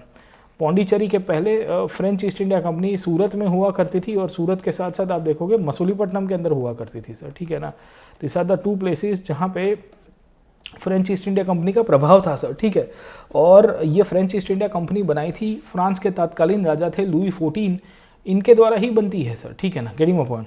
तो आपको बहुत सारे केसेस पता होने चाहिए, आपको बहुत सारे पॉइंट्स पता होने चाहिए कि जो ये फॉरेनर्स के द्वारा लिखे गए हैं और इनके द्वारा जो कंटेम्प्रेरी सिचुएशंस को हाईलाइट किया गया था, उसके बेसिस के ऊपर से भी आपको क्वेश्चन का आइडियोलॉजी पता होना चाहिए सर, ठीक है ना। तो first thing is clear to you, आपको पूरी चीज़ें समझ में आ गई होगी कि ये टवेनियर्स के द्वारा जो भी चीज़ें लिखी गई है और बेसिकली जो जो पॉइंट्स उसने हाईलाइट किया है वो आपको आइडियोलॉजी के हिसाब से क्लियर हो जाने चाहिए सर, ठीक है। तो ये टवेनियर के बारे में है, थोड़ी बहुत चीज़ें मैंने आपको समझा दी है, हो सके तो इसके ऊपर एक स्पेशल क्लास ले लेंगे तो आपको और मज़ा आ जाएगी सर, ठीक है ना। तो you will B enjoy that class as well sir, ठीक है। टवेनियर के साथ साथ यू विल ऑल्सो फाइंड कि टवेनियर ज्वेलरी का काम कर रहा था, इसके ऊपर एक प्रीवियस का क्वेश्चन आया था, मैं आपको नेक्स्ट टाइम बताऊंगा कि भाई डायमंड माइंस के बारे में कौन सा ऑथर हाईलाइट करता है, विच author actually highlights the case of diamonds and diamond mines in India sir, ठीक है। ये क्वेश्चन आया हुआ था सर, ठीक है। इसके सिवाय ये लिखता है कि he was fascinated by the trading conditions in India, compared India to Iran and Ottoman empire sir, है ना। तो ये लिख रहा है कि भाई भारत में व्यापार बहुत अच्छा था सर, ठीक है ना। तो यू कैन राइट कि yes definitely in the period of Shah Jahan and in the period of Aurangzeb maximum Europeans की इनफैक्ट है ना या व्यापार पद्धति बहुत अच्छी चल रही थी सर, ठीक है। तो आपको क्वेश्चन क्या आएगा सर, ठीक है, जब टवेनियर भारत में आया, नेक्स्ट टाइम आपको क्वेश्चन आ जाएगा कि जब टवेनियर भारत में आया तो कौन सी ईस्ट इंडिया कंपनीज की स्थापना हो चुकी थी सर, है ना, समझे कि नहीं समझे। तो फ्रेंच ईस्ट इंडिया कंपनी को छोड़ के ज़्यादातर बाकी सारी ईस्ट इंडिया कंपनी की फाउंडेशन हो चुकी है सर, ठीक है। Except the French East India company, majority of the East India companies were already founded and they were already established in this period, है ना, when Tavernier came to India sir, getting my point, है ना। तो ये कहानी आपको इसके अंदर से मिलेगी, ये शाहजहाँ और औरंगजेब दोनों का कंटेम्प्रेरी हुआ करता था, तो इसके ऊपर से आपको पॉइंट पता होना चाहिए सर, ठीक है ना। तो होपफुली आपको प्रश्न क्लियर हो रहे हैं कि क्या क्या स्टोरी रहती है सर, ठीक है। अब यहाँ से एक और नाम लिखा गया है सर, ठीक है, टवेनियर का नाम लिखा है, टवेनियर के बाद एक और व्यक्ति का नाम लिखा गया, इटली से आया हुआ मनुची सर, है ना। तो मनुची नाम याद रखिएगा, ये गुची का भाई हुआ करता था सर, ठीक है ना। गुची करके एक ब्रांड है ना आज की तारीख में सर, ठीक है, वैसे याद रखेंगे, है ना। तो he was a brother of Gucci, है ना। तो Manucci was a brother of Gucci, है ना। पहले मैं मैनुशी बोलता था, I to speak like Manushi, मैंने बोला इसका नाम मैनुशी होगा, नाउ पता चला कि नहीं, इसको गुची के साथ कंपेयर करते हैं, तो गुची है मतलब GUCCI, तो वैसे इसको मनुची कहते हैं सर्किट कंपाउंड, है ना, समझे कि नहीं समझे। तो ये मनुची की कहानी क्या है, who is मनुची bye the way, और ये क्यों आता है भारत में, इनका क्या योगदान था सर, हम जब लोग, ठीक है ना। तो 3-4 पॉइंट्स के ऊपर हम लोग कंपेयर करेंगे, will be highlighting the case of Manucci with respect to 3-4 points, और उसने क्या क्या चीज़ें लिखी थी वो भी हम लोग समझने की कोशिश करते हैं सर, ठीक है ना। मनुची की एंट्री भारत में इस पीरियड में हो रही थी जब मुगल्स के अंदर सिविल वॉर चल रहा है, there is a civil war going on in the Mughal dynasty, है ना। तो आपको पता होगा मुगलों के अंदर क्या हुआ था इन दिस पीरियड, है ना, what happened in the Mughal dynasty eight that time sir, है ना। तो मुगलों के अंदर लड़ाई चल रही थी, there was a battle going on between Aurangzeb and Dara Shikoh, और इसी पीरियड के अंदर आपको मनुची की एंट्री ट्रांजिशन के अंदर दिख जाएगी सर, गेटिंग अ पॉइंट, है ना। तो 3-4 पॉइंट आपको पता चलेगा सर, ठीक है, क्या स्टोरी रहती है मनुची की, और मनुची किन किन चीज़ों के ऊपर हाईलाइट करते हुए अपने इतिहास को लिखेगा सर, ठीक है ना। अब देखो इटली से बहुत सारे ट्रैवलर्स आए सर, ठीक है। Manucci was not the first one who came from Italy. आपको पहले चीज़ें आपको पता होनी चाहिए कि मनुची सबसे पहला व्यक्ति नहीं है जो भारत के अंदर आता है सर, ठीक है। मनुची के पहले भी हमको जानकारी मिलती है कि और भी लोग आ चुके हैं सर, ठीक है ना। मनुची से पहले इटली से आया हुआ था आपका कौन था, मार्को पोलो सर, है ना। तो हमने मार्को पोलो के बारे में पिछले क्लास के अंदर पढ़ाया था कि नहीं पढ़ाया था सर, ठीक है ना। तो येस्टरडे और day before yesterday I had discussed about the story of Marco Polo as well sir, ठीक है ना, गेटिंग अ पॉइंट। तो आपको 3-4 पॉइंट पता होनी चाहिए कि क्या कहानी रहती है और इसका क्या योगदान है सर, ठीक है, और ये क्यों भारत के अंदर आता है, किस पीरियड के अंदर आता है, उसकी क्या योगदान भारतीय संस्कृति कल्चर के साथ रहती है सर, ठीक है ना, getting a point.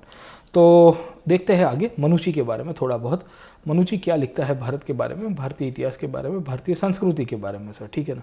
Just a second, उसको हम लोग फिर से आगे की स्लाइड में चले जाते हैं सर, ठीक है। निकोलो मनुची सर, है ना। अभी हम लोग कहाँ थे, हम लोग टवेनियर के ऊपर ख़त्म कर दिया ना सर, ठीक है। अब now we can highlight the case of new name Niccolo Manucci sir, है ना। क्या नाम है, निकोलो मनुची सर, ठीक है। अब who is this guy sir, इसका क्या योगदान है एक एक करके देखेंगे सर, ठीक है। तो Niccolo Manucci was a Venetian traveller, ये वेनिशियन ट्रैवलर था, जैसे मार्को पोलो था ना, ये भी वेनिस कहाँ पे आया है, इटली के अंदर, वो गटर के अंदर बोट चलती है वही वाला सर, है ना, छोटी सी नाले है, नाले के अंदर बोट चलती है सर, ठीक है, वो वहाँ से आया होता है सर, ठीक है। और ये क्यों आते हैं, क्योंकि ट्रैवल करने का इनको शौक था। ये कब आया भारत में, 1656 के अंदर सर।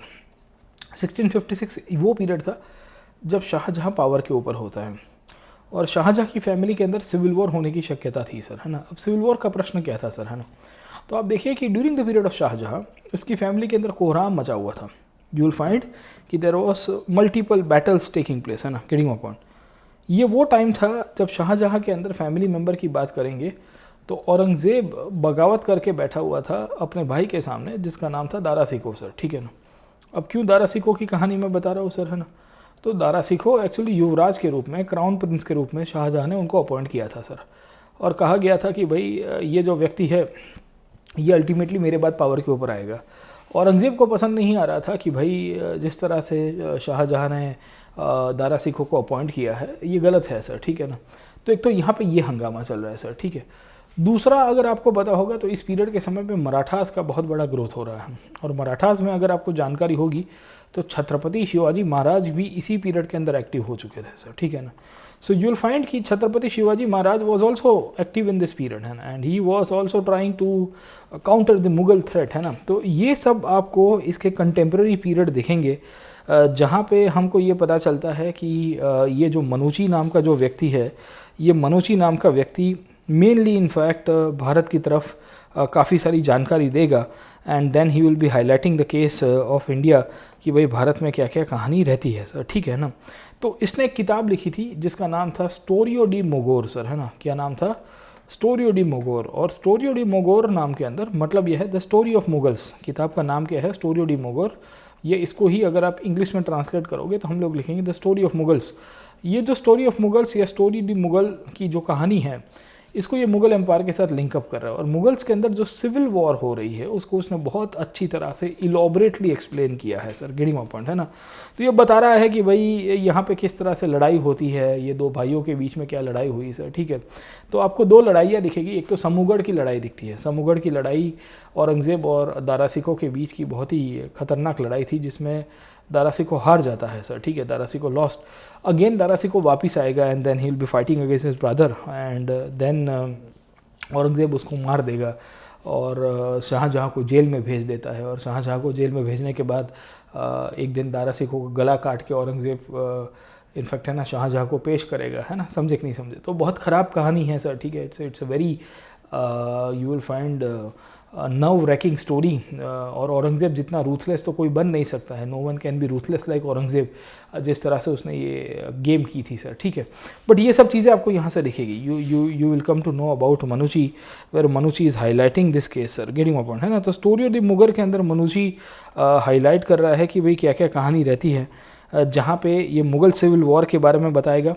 और मुग़ल सिविल वॉर के साथ साथ मैंने आपको बताने की कोशिश की कि ये बता रहा है कि यहाँ पे क्या क्या कहानी रहती है मुग़ल कोर्ट के अंदर, मुग़ल एम्पायर के अंदर सर, ठीक है ना। और बेसिकली किस तरह से दो भाइयों के बीच में लड़ाई हुई है उसको भी उसने बताने की कोशिश की है सर, ठीक है ना, गेटिंग माय पॉइंट। तो ये वेनिस से आया होता है, वेनिस से ये सूरत के ऊपर पहुंचा, और सूरत के ऊपर पहुंचा उस टाइम के अंदर किन किन प्रकार की लड़ाई हो रही है उसको बताएगा सर, ठीक है।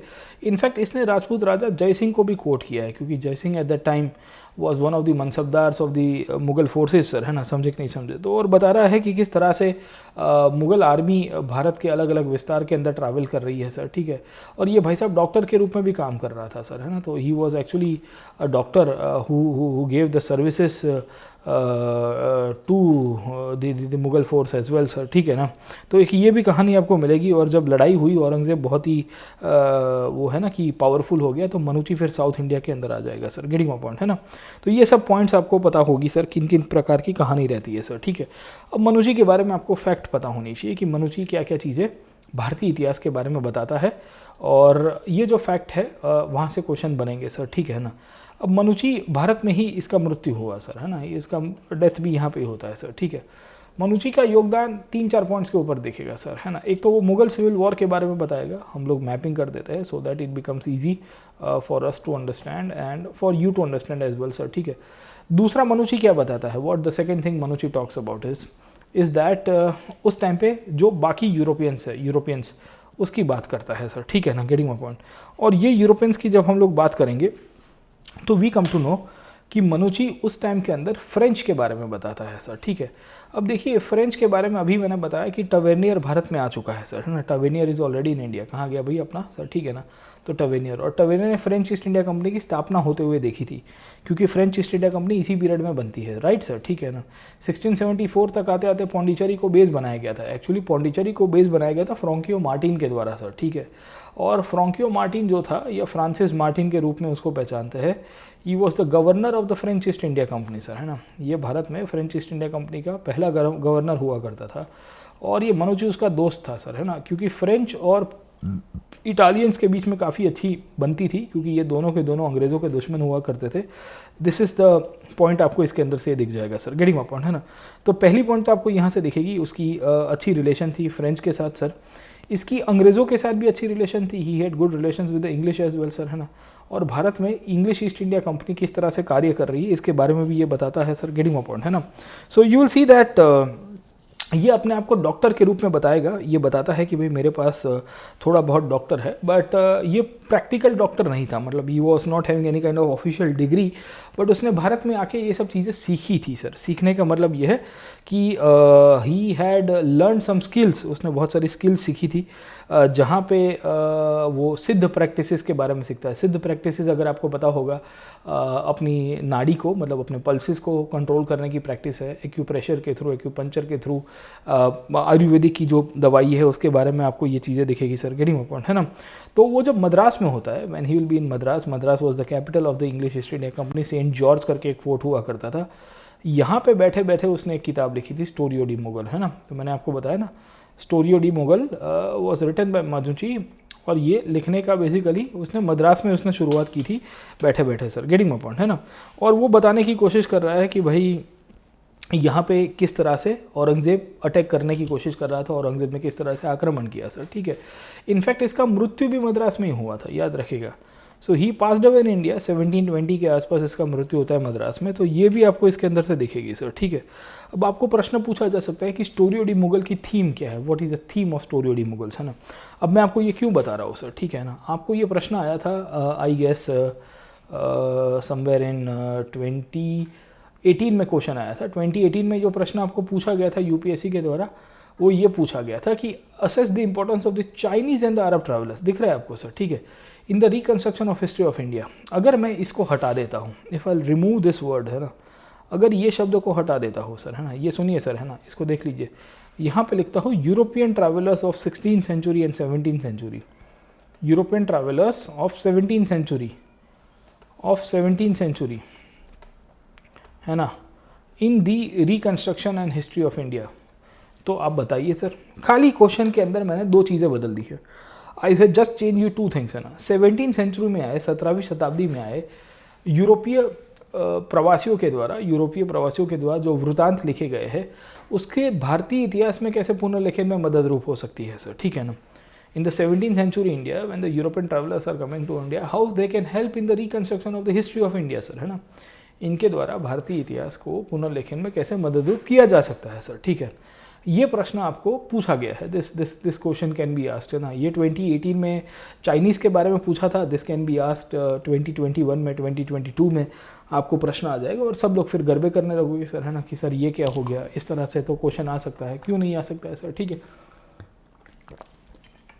क्योंकि UPSC wants you to see the historical side, UPSC चाहता है कि आप हिस्टोरिकल साइड को देखिए।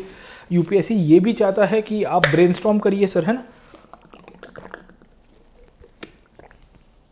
UPSC wants you to brainstorm as well, और ब्रेनस्टॉर्मिंग आप तभी कर पाओगे अच्छी तरह से इफेक्टिवली जहाँ पे आप इनके बारे में थोड़ी बहुत चीज़ें, एटलीस्ट आप 100-200 वर्ड्स के बारे में जानते हो। मैं ऐसा नहीं कहूँगा कि आप 500 वर्ड्स को लिखिए या 1000 वर्ड्स के बारे में लिखिए, but at least try to write 100-200 words, है ना। 100-200 शब्द के बारे में आप लिखोगे तो ज़्यादा ठीक रहेगा ना सर, ठीक है। खैर, let me come back to this point. मैं आपको बता रहा था regarding the story of the Manucci, और क्या कहते हैं अपने स्टोरी ऑफ दी मुगल्स के बारे में बता रहा था। देखो, स्टोरी ऑफ दी मुगल्स के अंदर उसने क्या क्या चीज़ें लिखी है सर, ठीक है।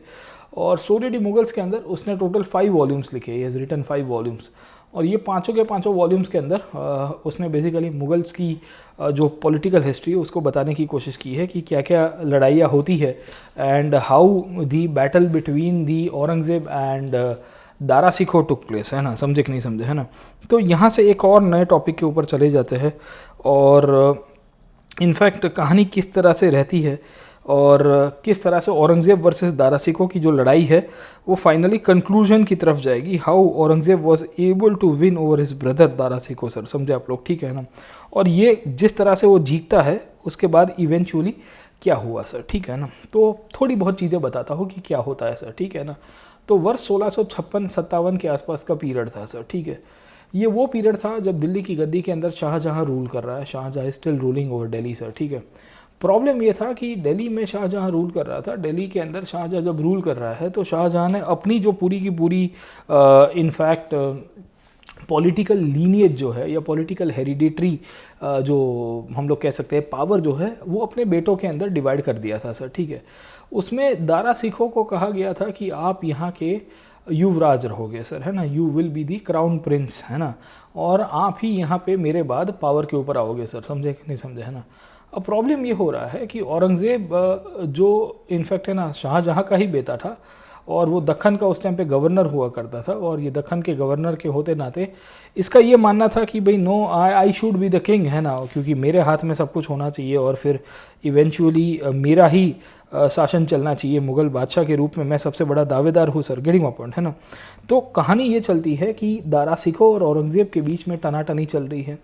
इसमें इनकी मुगल्स की फैमिली के अंदर टनाटनी चल रही है, जिसमें दारा सिखो को सपोर्ट कर रही थी उसकी बहन जहानारा सर, है ना। Jahanara was the daughter of I would say this thing Shahjahan, and she was also supporting कि भाई उसका जो ब्रदर है वो बादशाह के रूप में काम करे सर, ठीक है। अब ऐसा तो क्या था सर, है ना, दारा सिखो के अंदर, तो दारा सिखो बेसिकली बहुत ही हम्बल व्यक्तित्व था, वो उतना कट्टरवादी नहीं था जितना औरंगज़ेब हुआ करता था। दारा सिखों ने बेसिकली वेद, उपनिषद, गीता के बारे में पढ़ा था सर, ठीक है ना, गेटिंग माय पॉइंट। और हमको ये पता चल रहा है कि दारा सिखो जिस तरह से अपने सिस्टम को चलवाना चाह रहा था, वो चाहता था कि भाई अगर वो युवराज बनेगा तो भारत में मुग़ल साम्राज्य जो है उसमें काफ़ी लिबरलिज्म आपको दिखेगा, बट औरंगज़ेब नहीं चाहता था सर, ठीक है। इसमें आप देखोगे तो और भी 2-3 दावेदार आपको मिल जाएंगे सर, ठीक है। ये दावेदारों के अंदर इनफैक्ट इनका एक और ब्रदर था शाह शुजा सर, है ना। तो you will find Shah Shuja was there. Shah Shuja Bengal का गवर्नर था एक टाइम के अंदर, और ये भी कह रहा है कि भाई नहीं, मैं भी इनफैक्ट पावर को क्लेम करूंगा, है ना, मुझे भी यहाँ पे आना चाहिए सर, गेटिंग माय पॉइंट और नॉट, है ना। इसी के अंदर से आपको मुराद बख्श जैसे लोग दिखेंगे जो कह रहे हैं कि नो, हम भी यहाँ पे क्लेम करेंगे सर, ठीक है। तो होता यह है कि इनके बीच में स्ट्रगल फॉर सक्सेशन हो जाता है। स्ट्रगल फॉर सक्सेशन का मतलब क्या है सर, ठीक है, all are fighting to control power sir, है ना। और यही जो फाइटिंग फॉर सक्सेशन की जो कहानी है उसको ही बेसिकली ये आपने मनुची ने लिखी है सर, ठीक है।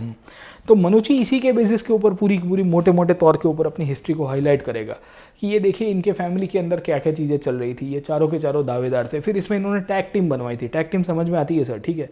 They had actually formed a tag team कि जहाँ दो भाई मिलके इवेंचुअली यू विल सी कि अपने आप को एस्टैब्लिश करेंगे सर, ठीक है। तो शाहजहाँ बीमार पड़ गया था दिल्ली की गद्दी के ऊपर, वापिस आ जाते हैं सर, ठीक है। एंड वो काफ़ी बीमार पड़ गया था, तो शुजा ने सबसे पहले क्लेम कर दिया कि वो राजा बनेगा सर, है ना, और वो मुगल साम्राज्य का बादशाह बन जाएगा। वो बंगाल का गवर्नर हुआ करता था एट दैट टाइम सर, ठीक है ना, getting my point. So you will find कि जिस तरह से उसने अपने आप को एस्टैब्लिश किया था, इसके बेसिस के रूप में यू विल सी कि वो अपने आप को क्लेम कर रहा है। अब जब शुजा क्लेम कर रहा था तो Murad Bakhsh was one of the infected contenders for the claim. ये दोनों के दोनों ये टैग टीम बनवा देते हैं सर, है ना। तो मुराद बख्श और औरंगजेब अपनी एक अलायंस बनाएंगे। ये कहेंगे कि भाई हम ऐसे ही थोड़ी आपको पावर के ऊपर आने देंगे सर, गेटिंग माय पॉइंट, है ना। तो इन सब के बेसिस के रूप में यू विल फाइंड कि इन सब ने एक पूरी टैग टीम बनवा दी, और टैग टीम बनवाने के रूप में हमको ये पता चल रहा है कि एक एक करके न्यूट्रलाइज़ किया गया। और ये न्यूट्रलाइजेशन के कंसेप्ट के रूप में हमको ये पता चलेगा कि औरंगज़ेब, और मेनली आप पकड़ने की कोशिश करिए कि अपने आप ये जो संघर्ष था, ये संघर्ष को इनफैक्ट कंटिन्यू करवाते हुए उसको टॉपल करवा देंगे सर, गेटिंग माय पॉइंट, है ना। तो what do we see over here, यहाँ पे ये सिविल वॉर हुई। ये सिविल वॉर के अंदर में हमको एक चीज़ पता चलेगी, वो है समूगढ़ की लड़ाई, द बैटल फॉर समूगढ़, है ना। Samugarh is a place near Agra sir, इसको याद रखेगा सर, ठीक है ना। समूगढ़ की लड़ाई इंपॉर्टेंट है क्योंकि इसी में ही दारा शिकोह को हरा दिया गया था। ही वॉज एक्चुअली डिफीटेड सर, है ना। So it was around 30 kilometres from Agra, और फिर यहाँ पे ही यू विल फाइंड कि दारा शिकोह लॉस्ट। फिर दारा शिकोह पंजाब चला जाता है सिख गुरुओं के पास, he will be going to the Sikh gurus, और सिख गुरुओं के पास जाके वहाँ पे आश्रा लेगा, and then he will be trying to come back, and फिर औरंगज़ेब उसका गला काट देगा, और ये सब पूरी कहानी दिखेगी। शाहजहाँ को जेल में लॉक कर दिया जाता है, और औरंगज़ेब अपने आप को शहंशाह हिंदुस्तान घोषित करेगा सर, ठीक है। तो बहुत लंबी कहानी है, it's a very long story, but long story cut short आपको ये समूगढ़ की लड़ाई आपको मिलेगी 1658 के अंदर जो घटना हुई, उसकी आपको सिग्निफिकेंस पता होनी चाहिए। और थर्ड पॉइंट यहाँ से मैंने आपको बताने की कोशिश की कि शाहजहाँ किन किन चीज़ों को हाईलाइट करवा रहा है, वो भी आपको एक आइडेंटिटी, ये पॉइंट के ऊपर आपको चीज़ें क्लियर हो जानी चाहिए सर, ठीक है ना। तो इतनी पॉइंट आपको क्लियर हो गई, you got this much point clear. Hopefully बच्चों को ये पॉइंट समझ में आ गया होगा कि भाई क्या क्या चीज़ें हो रही है और उसके बाद क्या होता है सर, ठीक है। तो दारा शिकोह की तो कहानी ख़त्म हो गई, और आपके ट्रैवलर्स के अंदर निकोलो मेनुची जो है, वो जो भारत में इनफैक्ट बातें लिख रहा था, उसने जो भी एक्सपीरियंसेस किए थे उसके बारे में मैंने आपको बताने की कोशिश की कि क्या क्या स्टोरी उसकी रहती है सर, ठीक है ना। तो मेनुची के बारे में इतना ही है, this is important for us from the exam point of view. बाकी तो और भी चीज़ें आपको मिल जाएगी, यू विल फाइंड कि it's a very long story. In fact you will find कि ये मेनुची जो है, ये मेनुची इनके साथ काम कर रहा था सर, ठीक है। मुगल्स के साथ भी थोड़ा बहुत वो ट्रैवल कर रहा है सर, ठीक है, और फिर अलग अलग विस्तारों में जा रहा है। ये सब कहानी मैंने आपको बता दी है कि क्या क्या इनके बेसिस के ऊपर से रहती है सर, ठीक है ना। चलिए, तो ये मेनुची की कहानी है, मुगल के कंटेम्प्रेरी पीरियड के अंदर क्या लिख रहा है सर, ठीक है। अब इसके बाद की स्टोरी क्या है, what is the story after this, है ना, उसके ऊपर चले जाते हैं। अब देखिए कितने लोग आए थे सर, ठीक है, देवर मल्टीपल पीपल। एक तो टवेनियर था सर, ठीक है। टवेनियर कहाँ से आया था, ये फ्रांस से आया था, व्यापारी होता है, इसका फोटोग्राफ डाला हुआ है, you can see the photograph of Tavernier, जो डायमंड के बारे में बताता है, डायमंड माइंस के बारे में बताता है सर, ठीक है। इनके कंटिन्यूएशन में you will find multiple travellers came. ये मल्टीपल ट्रैवलर्स की बेसिस के ऊपर से अगर आप समझिए, आपको और लोग दिखेंगे, जो है आपका बर्नियर सर, ठीक है ना। कहाँ गया, जस्ट अ सेकेंड, यहाँ पे सर, ठीक है ना। बर्नियर कहाँ गया भाई, बर्नियर, हाँ ये रहा सर, ठीक है ना। तो एक एक करके मैं बता रहा था, बर्नियर, टवेनियर, मनुची हमने पढ़ लिया, मनुची सर, मनुची, अच्छा, एक और नाम है पीटर मुंडी का सर, ठीक है ना। पीटर मुंडी का नाम बताना भूल गया आपको सर, ठीक है। पीटर मुंडी का नाम क्या है सर, ठीक है। तो let's see the story of Peter मुंडी इन इंडिया। और पीटर मुंडी इनफैक्ट किन किन चीज़ों के बारे में लिखता है सर, ठीक है, और उसका क्या कंट्रीब्यूशन रहता है when it comes to in fact Indian history, और ये किस तरह से भारत के अंदर आता है सर, ठीक है ना, गेटिंग माय पॉइंट। तो पीटर मुंडी की जो स्टोरी है इसको आप देखोगे तो एनसीईआरटी स्टैंडर्ड 7th के अंदर भी थोड़ा बहुत हाईलाइट करवाने की कोशिश की है। और ये मूल तरह से अगर आप देखोगे तो चाय या काइंड ऑफ आप पकड़ने की कोशिश करिए कि चाय का व्यापार और उत्सव को प्रमोट करवाने के लिए इंडिया और चाइना की तरफ आया होता है सर, गेटिंग माय पॉइंट, है ना। तो आपको 3-4 चीज़ें पता चलेगी। यू विल फाइंड पीटर मुंडी भी भारत में आया है, एंड ये भी 17th सेंचुरी के पीरियड में आएगा जब भारत में ईस्ट इंडिया कंपनी की शुरुआत थी। ये वो टाइम था जब मुग़ल एम्पायर के अंदर शाहजहाँ और औरंगज़ेब मुख्य तो आप समझने की कोशिश करिए कि ट्रांजिशन के अंदर चल रहे हैं, और उन्होंने भारतीय इतिहास की जो स्टोरी है उसके बारे में लिखा है सर, ठीक है ना, गेटिंग माय पॉइंट। तो ये ईस्ट इंडिया कंपनी के साथ आएगा सर, याद रखिएगा। ये 1628 के अंदर आता है। जस्ट अ सेकेंड, मैं आपको फिर से ब्लैंक स्लाइड के ऊपर चला जाता हूँ sir, so that it becomes easy. Peter मुंडी इनफैक्ट टवेनियर से पहले आएगा सर, है ना। टवेनियर 1630 में आया सर, ठीक है। टवेनियर केम इन 1630 सर, वेयर एज पीटर मुंडी केम इन 1628, ओके, है ना।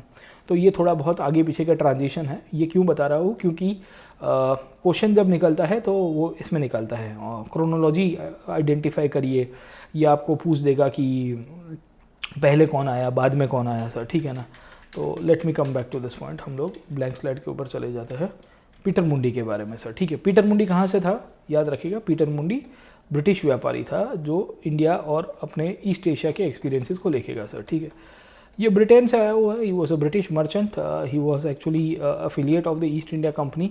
ये ईस्ट इंडिया कंपनी के साथ जुड़ा हुआ था। ईस्ट इंडिया कंपनी आपको बताया 1608 के अंदर भारत में आती है, और विलियम हॉकिंस इसके साथ जुड़े हुए थे ना। विलियम हॉकिंस सबसे पहले आएंगे, किसके कोर्ट में जाएंगे, जहांगीर के कोर्ट में जाएंगे सर, ठीक है ना। सो ये तो आपकी ईस्ट इंडिया कंपनी की कहानी हो गई। पीटर मुंडी के ऊपर चले जाते हैं। मुंडी ने क्या बताया था सर, ठीक है। मुंडी नाम ही है ना, मुंडी सर, है ना, इस तरह से याद रखेंगे। ब्रिटिश मर्चेंट है, 1628 के आसपास भारत में आएगा। कहाँ पे आएगा, सूरत में सर। ये वो टाइम था जब मुगल एम्पायर के अंदर जहांगीर से शाहजहाँ में पॉलिटिकल पावर ट्रांजिशन हो रहा है सर, ठीक है ना।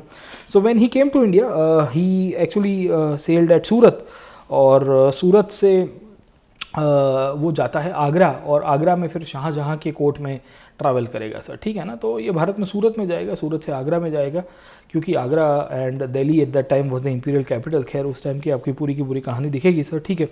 And you will see that करीबन 1630 से लेके 1634 तक भारत के अंदर रुकता है। He stays in India up till 1634, और वो हाईलाइट करेगा कि भाई भारत के अंदर किस किस प्रकार की कहानी रहती है सर, ठीक है। सो यू विल फाइंड कि उसने 3-4 चीज़ों के बारे में लिखा है। वो भारत से लेके ईस्ट एशिया की तरफ गया था। He had gone up till China sir, ठीक है। और वो चाय की बात करता है, वो चाय की बात करता है सर, ठीक है ना। तो टी की बात करता है, और ये टी उसको इंडिया में नहीं चाइना के अंदर मिली थी, क्योंकि वो चाइना में भी गया होता है। तो he highlights the case of tea as well sir, ठीक है। तो ये हमारे लिए एक इंपॉर्टेंट पॉइंट हो जाता है कि क्या क्या कहानी इसके अंदर से थी, ठीक है। दूसरी, पीटर मुंडी के बारे में आपको ज़्यादा चीज़ें नहीं दिखेगी, क्योंकि व्यापारी के रूप में कार्य कर रहा था, और व्यापारी जो थे बेसिकली अगर आप समझने की कोशिश करिए तो लिमिटेड पॉइंट ऑफ व्यू से ही लिखने की कोशिश करेगा सर, ठीक है ना। तो इसको स्टैंडर्ड 7th की एनसीईआरटी के अंदर ही दिया हुआ है। वो भारत में बंजाराओं के बारे में भी लिखता है। He wrote about the Banjara sir, है ना, कि भारत में जो बंजारा कम्युनिटी है, ये बंजारा कम्युनिटी व्यापार को लेके किस तरह से कार्य कर रही है सर, ठीक है। ये बंजारा कम्युनिटी मेनली इनफैक्ट है ना व्यापार को लेके कैसे एक्टिव हुआ करती थी सर, ठीक है। तो बंजारा वर नॉमेडिक ट्रेडर्स, आपको पता होगा, दे वर नॉमेडिक ट्रेडर्स, है ना।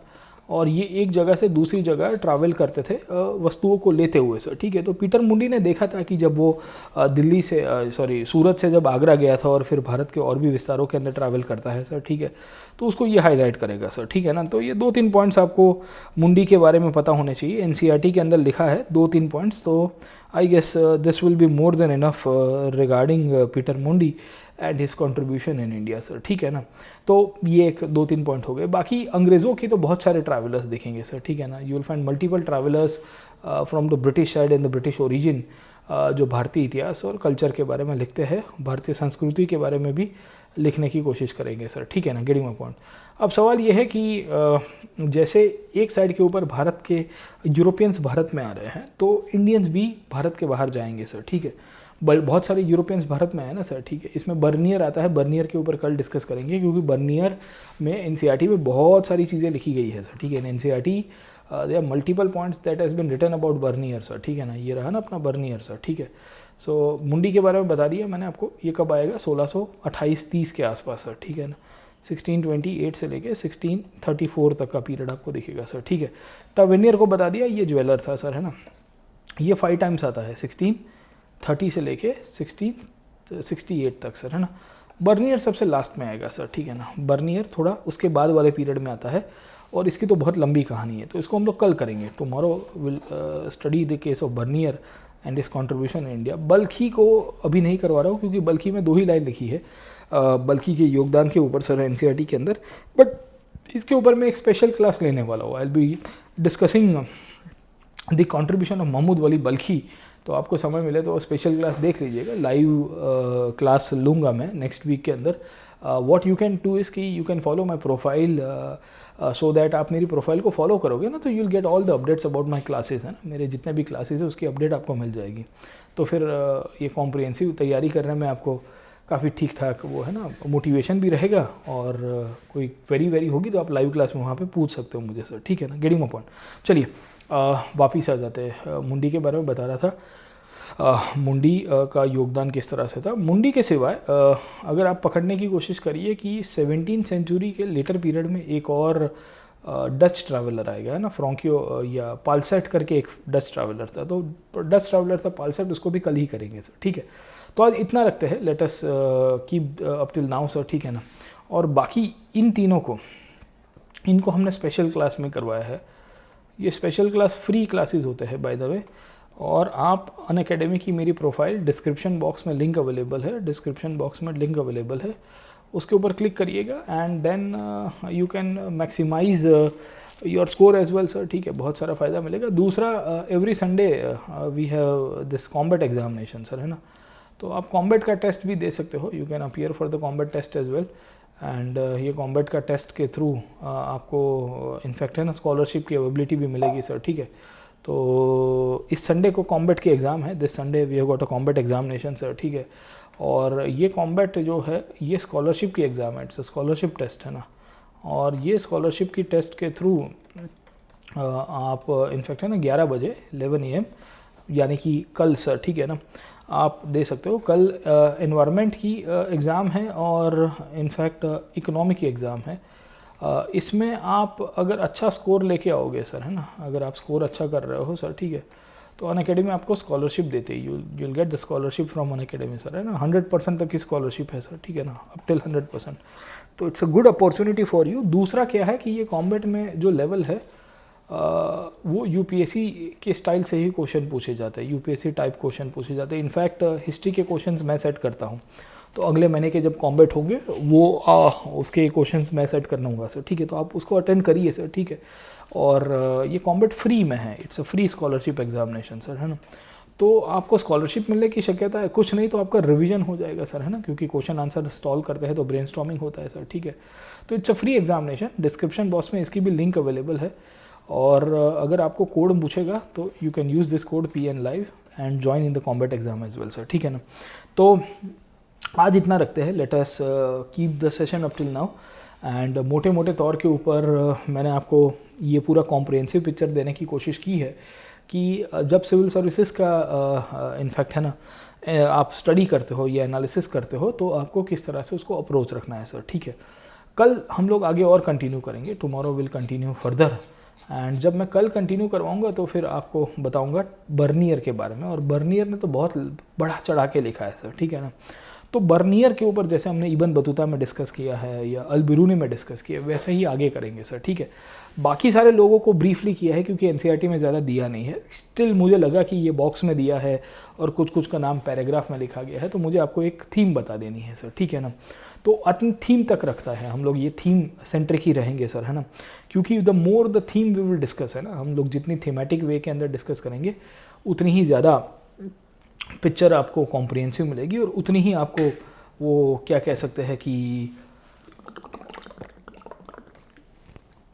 Kind of you'll get the understanding as well sir, ठीक है। तो आज यहाँ कंक्लूड करता हूँ, let us conclude the session today and please do tell us in the comment section कि आपको कैसे लग रहे हैं ये सेशंस।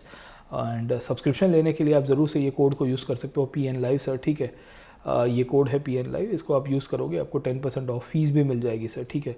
मेरे नए कोर्सेज शुरू हो रहे हैं, my new courses are being started from the mid of November, आप दिवाली के बाद मतलब, and you are most welcome to attend that. आप 1 साल का सब्सक्रिप्शन लीजिए, 2 साल का सब्सक्रिप्शन लीजिए, तो कॉम्प्रिहेंसिव आपको पिक्चर एनालिसिस मिलेगा, you will be able to see the picture in a very effective way, and फिर आपको कोई और दिक्कत भी नहीं होगी सर, ठीक है ना।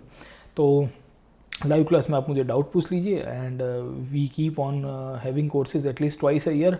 तो मेरे कोर्सेज साल में 2 दफ़ा तो आपको मिनिमम मिल ही जाएंगे सर, ठीक है। तो आप कभी भी ज्वाइन करिए, recorded sessions, live sessions, unlimited point आप देख सकते हो, नोट्स मिल जाती है, और मेरी करीबन 1500 से ज़्यादा आपको नोट्स मिलेगी सर, है ना।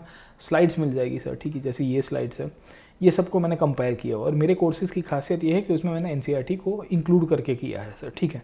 तो वो जो मेरे हिस्ट्री के कोर्सेज़ है वहाँ NCERT का तो फाउंडेशन बनेगा, हिस्ट्री NCERT के ऊपर जाएंगे हम लोग, है ना। So will go beyond NCERT as well sir, ठीक है। तो वो भी आपका कवरेज मिल जाएगा। चलिए सर, आज यहाँ पे कंक्लूड करते हैं। Please like, share and subscribe to this platform. I will see in the next session. Till then keep studying, all the best, thank you very much, god bless you and Jai Hind.